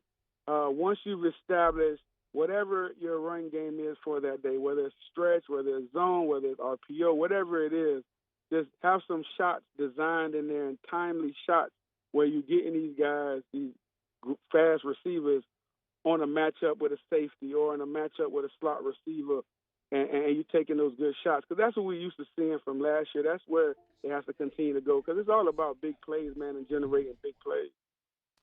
Rohan Davey, former LSU quarterback, always appreciate the time, man. We'll talk to you next week. Absolutely, partner. All right, man. We'll see you. It is After Further Review. If you have not yet heard the news, this is breaking news. Again, it's singular sourced as of right now, waiting on any confirmation beyond this. But Ben Arnett from KOMU in Missouri is reporting that Mizzou will host LSU Saturday at 11 a.m. at Foro Field. The announcement from the SEC expected at 9 a.m. Wednesday. So we'll react to this when we come back. We still got Otterlocks to get to, so we'll continue as we roll along here on a Tuesday edition of AFR, presented by Insurance Network of Louisiana.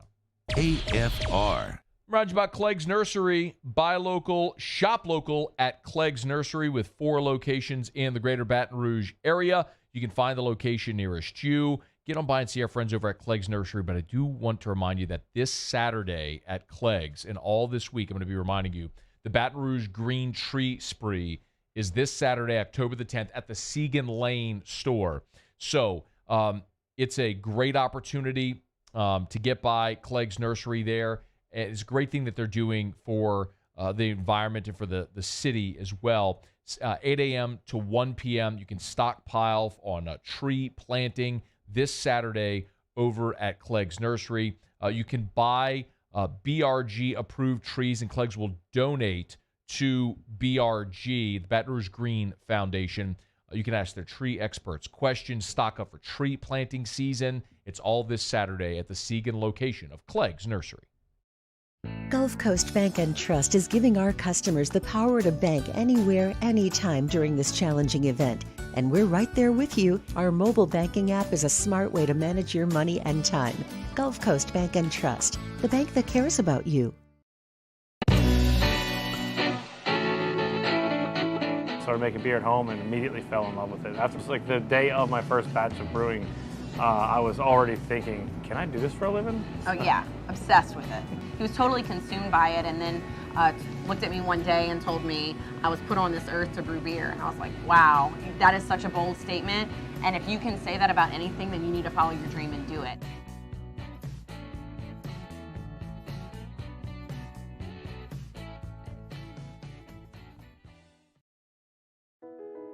I've been doing business with Luba for 25 years. They're dependable, trustworthy. It's just the attention to detail with our clients. Our folks have years and years of experience. They're highly trained professionals. But many companies have that asset. What I'd like to think makes Luba a bit different is that we use those talents in a way that truly is dedicated to serving the needs of the folks who depend on us. ServiceMaster Elite create clean, disinfected work environments. As a local business, we take pride in serving the New Orleans and Baton Rouge areas. Our cleaning protocols follow CDC and OSHA standards for healthcare settings, offices, senior living, restaurants, and industrial plants. Contact ServiceMaster Elite to get your operation ready for reopening with germ disinfection cleaning. ServiceMaster Elite, the trusted choice in professional cleaning since 1996. At All-Star Toyota, you get it all. If you're in the market for an all-new Toyota vehicle, come see our friendly and knowledgeable sales team at All-Star Toyota. Located in Baton Rouge at the corner of Airline and Goodwood, we've been serving our community since 2005 by offering a large selection of new Toyota cars, trucks, and SUVs. Get behind the wheel of your dream car and take a test drive at All-Star Toyota today. This isn't just another day. It's so much more.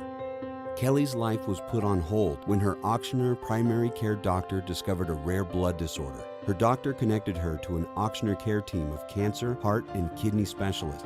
With multiple primary care locations around Baton Rouge, same-day appointments, and online scheduling, we're relentless about keeping you healthy. Auctioneer Baton Rouge, innovating healthcare for Kelly. Well, the reason why I would recommend him because he's trustworthy. I mean, attention and love and respect of who you are, what you are, and the purpose why you came, he honors that. Once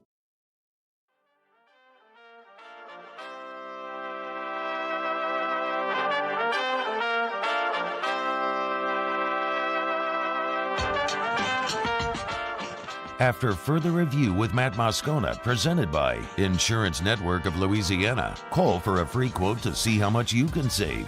293-0450. After further review with Matt Moscona, ESPN Baton Rouge, New Orleans, Alexandria. Glad you're with us here. Remember, Tuesday shows brought to you by Insurance Network of Louisiana. Better coverage, less money. It's such an easy process. You call or you go online. They take the information they have about your current coverage, and then they shop. They see if they can find you better coverage for less money. It's free to have them shop, and if they can't, they just tell you stick with the current coverage you have, and at least you know. Insurance Network of Louisiana, 293-0450 or lainsurance.net.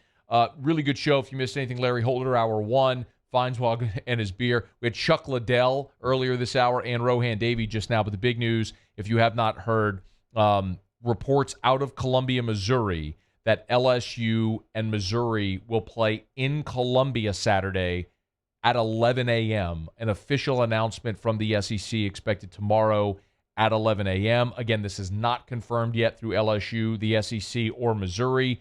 There is a TV reporter named Ben Arnett from KOMU who is independently reporting this. He's the sports director at KOMU in Missouri. He's reporting this, citing sources at the University of Missouri. This would be LSU's first ever trip to Faro Field if, in fact, this does go down this way.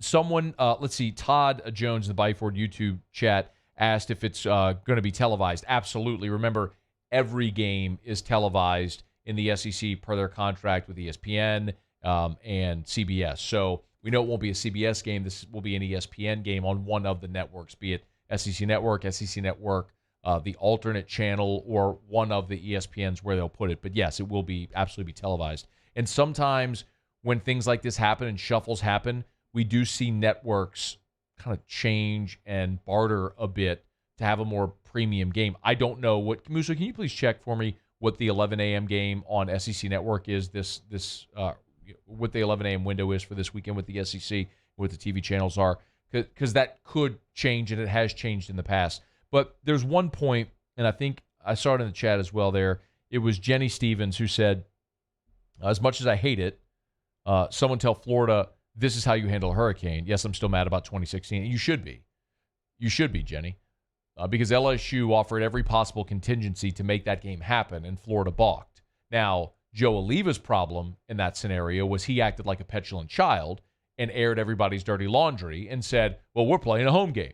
And he just refused to budge, and then he created a public spectacle, which then in turn made him and LSU, vis-a-vis, look like the bad guys. From a PR standpoint, Oliva fumbled that. But from an execution standpoint, LSU tried to do the right thing. They tried to make sure they had any plan to play that game. You want to know why LSU landed with Vanderbilt and Missouri as the added teams on their schedule this year? Because tactful negotiation matters. Being a good team player matters. Doing things for the good of the league matters.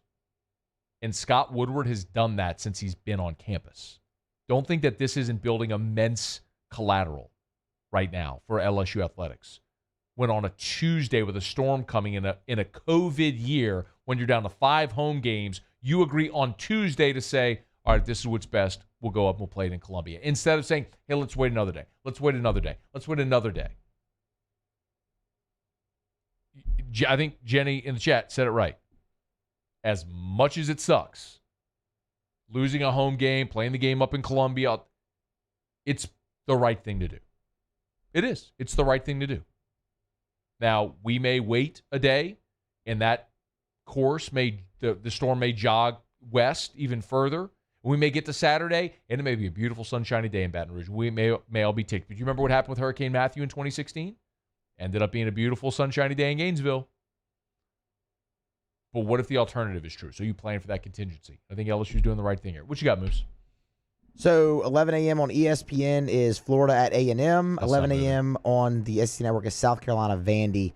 There is no game on the alternate channel at all. So this is probably alternate. This is probably alternate. Yeah. What about ESPNU? Is there a game on ESPNU? Not in the SEC. There's not. Can you just look at the TV schedule, see if there's an ESPNU game at 11 a.m.? Because if not, that may be that may be a place where they put it. Sometimes they'll put it on U or News or something like that. There is UL Monroe at Liberty on ESPNU at 11 a.m.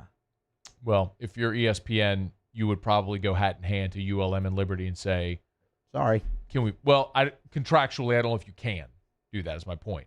But maybe you go hat in hand and say, look, we're going to put you on ESPN Plus or something like that, so you can put LSU. Or you just put LSU Missouri on the alternate channel, which they had a game. Arkansas State Mississippi State was on the alternate channel last week. Wait, was it? Or was the earlier game? No, I think it was that one. Because remember, we were in here for the scoreboard show, and we were like, where are they going to put the LSU game? Because Ole Miss and Kentucky were about to go to overtime 15 minutes before kickoff for Vandy and LSU. Okay. I thought it was an earlier game in the day that was on the alternate channel. But, yeah. So, point is, the SEC does have that option. They could put LSU, Mizzou on the SEC Network alternate channel. All right, it's after further review. We will wait on confirmation from that. It sounds like that will come tomorrow morning. If and when it does, we'll certainly have plenty of reaction to that on the show tomorrow. All right, it's after further review. Let me knock out our final break of the show. Otterlock's next. AFR. Brought to you by Pluckers, Nicholson, Bluebonnet. Dine in, carry out 24 flavors of award-winning jumbo chicken wings, ice-cold draft beer, full-service bar, sports on TV, which tonight means Game 4 of the NBA Finals. If you're watching and you need a place to watch, you can get by Pluckers. And, of course, you got Major League Baseball action. Houston and Oakland right now, bottom 7. Got the Yankees and Rays coming up later tonight as well, and the Padres and the Dodgers. You need a place to watch all of your Major League Baseball postseason action that does not include the Red Sox. Make sure you get by Pluckers. Nicholson just south of campus. Bluebonnet right in front of the Mall of Louisiana. 24 flavors of award-winning jumbo chicken wings, ice-cold draft beer, full-service bar tonight and every Tuesday. Kids eat free. So get the whole family together. Pack up the car. Get to either Pluckers location. Eat great. Eat affordably. Eat while you watch sports that don't include the Red Sox. It's at Pluckers. Nicholson, Bluebonnet, dine in, carry out. Pluckers, you know, like our wings. We'll give you the bird. At Cordell Toyota in Opelousas, you can get into a Tundra for $7,000 off MSRP. That's right, $7,000 off MSRP. And we have plenty in stock. So come on down to Happy Town. That's Cordell Toyota in Opelousas, Happy Town, USA. Do you know someone who sets a good example for all of us to follow? Someone who, without being asked, shows leadership, selflessness, and service to their community? We believe that's the definition of a good citizen, and so does Citizens Bank and Trust. So, if you know someone that sounds like what Jordy was just describing, nominate them to be your good citizen, and they'll have a chance to win $500 from Citizens Bank and Trust. Plus, we'll mention him right here on the show. So go to citizensbankandtrust.com for more details and nominate your good citizen. Gulf Coast Bank and Trust is a local bank with a straightforward philosophy. It's about doing the right thing for our customers. Participating in our community with annual local fundraisers. Offering individual attention in a modern banking atmosphere with a trusted local company. Gulf Coast Bank invested in technology with a local touch, giving our customers the power to bank anywhere, anytime. We're building relationships through personal service as a bank that cares about you. Gulf Coast Bank and Trust, the bank that cares about you. Hello. What's up, B? What you doing? Chilling at the office working. You? Hanging at the job site. Chilling. Roof's up. Hey, Greg. Roof up? Roof's up. Roof's up. Roof's up. Roof's up? Roof's up. Roof's up! Roof's up! Beautiful roof every single time. True. True. To all of our heroes working on the front lines of this COVID-19 pandemic, your bravery and selflessness represent the very best of us, and we want to say thank you. I'm asking everyone around the state to join me in celebrating the heroism of our healthcare professionals on the 19th of every month at 1900 hours, that's 7 p.m. Write a note of appreciation, make plans to donate to charitable organizations, or say a prayer. To learn more, visit 19thanks.org. Thank you, and God bless. Are you a licensed contractor? There's lots of good contractors in Louisiana doing work the right way, but unfortunately, too many unlicensed contractors are working outside the licensing requirements. Working as a contractor in Louisiana requires a license for the company doing the work. The Louisiana State Licensing Board for Contractors wants to help you get licensed to allow you to conduct work legally. It's not difficult to get the license. We can help you. Go to lacontractor.org for more information. Licensed contractors, it's the law. Peyton was awesome the whole time, like so friendly, very quick to just come up, like let me know if there's anything you need, and just really make you feel like you're taken care of.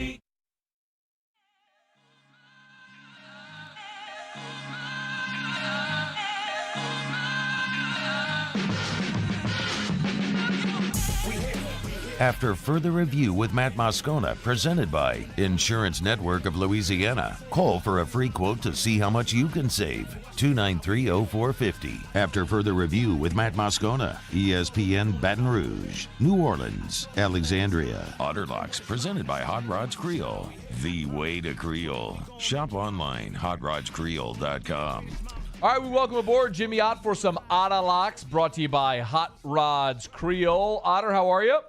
I'm doing fine, Matthew. How about you, man? Just enjoying a little evening at Mike Anderson's, man. Gotcha, in the man. bar area, watching a little Astros and A's. Russ Springer. The Springer with a couple of more home runs today, man. 6 of 8 in this series so far. They lead it 5-2. Hey, Otter, real quick, I don't know if you've seen the news, but it looks there's a report out of Columbia that the LSU South Carolina game will move to Columbia, 11 a.m. kick on Saturday. How do you think that might affect the line, if at all? You said South Carolina. You mean Missouri, right? Dude, I have done that for 2 days straight now. Like, I keep doing that. I'm trying. I don't know why my brain is defaulting it. Probably because I'm drawing so many comparisons to the 2015 game when Carolina played here. But yes, the game Saturday, Columbia. I just did it again. Columbia, Missouri. I think maybe 3 points. Okay. Maybe 3 points, something like that. Very minimal. Nothing like under normal circumstances. And it's like we talked about yesterday. It's kind of been, too much of anything really. But there's a few more fans. Athens, they sure have more fans. Yeah, they did. Than 20 or 25%. And so, yeah, maybe 3 points or so, Matt. Maybe from 20.5 to 17.5. What are we betting on tonight? Well, you got Game 4 of the NBA Finals. Bam Adebayo this is a late decision, but he is coming back for the Miami Heat. I thought the classic case of just not really respecting their opponent, exhaling by the Lakers in the last game, and kind of not playing great defense. Now, Jimmy Butler was great. Don't get me wrong. He was great, but there's another one where we go back, whereas this game is probably going to go under. Looking for way more defensive intensity out of the Lakers in this one, and a little bit slower pace. But I like the under, and that was right around 220. 219 is the over-under tonight. The line is going back and forth from 7 to 7.5. If I had to, I would take the Lakers in that one. But the one that's really got everybody perplexed tonight, Yankees are coming back plus money tonight against Tampa Bay. This game 3 weeks ago or so, a month ago, the Rays would be maybe $1.60. But they're $1.30 right now. Big pitching advantage for Glasnow over the Yankees tonight. But how are you going to go against them right now when they're scoring 10 runs a game? No, I won't. Otter, enjoy the show. We'll talk to you tomorrow. All right, brother. Thank you, man. Otter Locks, presented by Hot Rods Creole, HotRodsCreole.com. Jimmy Yacht, Game Time with Jimmy Yacht follows us. Moose, learn anything? Chuck Liddell was in a movie with Jack Nicholson. Paul? Chuck Liddell would rather be a judge than a rep. LSU, Missouri in Columbia. AFR. AFR is brought to you by Shawbills Tire and Auto Service. ShawbillsTire.com, 18 locations in South Louisiana. Find the location nearest you at ShawbillsTire.com. Bumper-to-bumper auto service and name brand tires at wholesale prices. That's what you get at Shawbills. ShawbillsTire.com, ShawbillsTire.com. And right now, pretty excited to tell you that, of course, because of their partnership, because of the Shawbills partnership with Bridgestone, they are now partnered also with the New Orleans Saints, which means you can get up to $100 off when the Saints come rolling in. $70 with your Bridgestone purchase of 4 eligible Bridgestone tires, plus $30 when you use your Shawbills credit card. See store for details or online at ShawbillsTire.com. ShawbillsTire.com. 18 locations in South Louisiana. They will sell you name brand tires at wholesale prices at Shawbills or online at ShawbillsTire.com. Shawbills, where we keep you rolling. This is it, what smart customers wait for all year. The Richards Honda Trade-In, Trade-Up event. Right now, get more money for your trade and a great price on something new. That's a win-win. Only at richardshonda.com. The smart choice. Gulf Coast Bank and Trust is giving our customers the power to bank anywhere, anytime during this challenging event. And we're right there with you. Our mobile banking app is a smart way to manage your money and time. Gulf Coast Bank and Trust, the bank that cares about you. T-Bob Hebert here with breaking news. Front-to-Back Boat Services is the shop to upgrade your boat tech this fall. With not one but 2 NMEA-certified techs, who better to install your Panoptic sonar, your HD displays. You want to see the fish under the water before you even cast?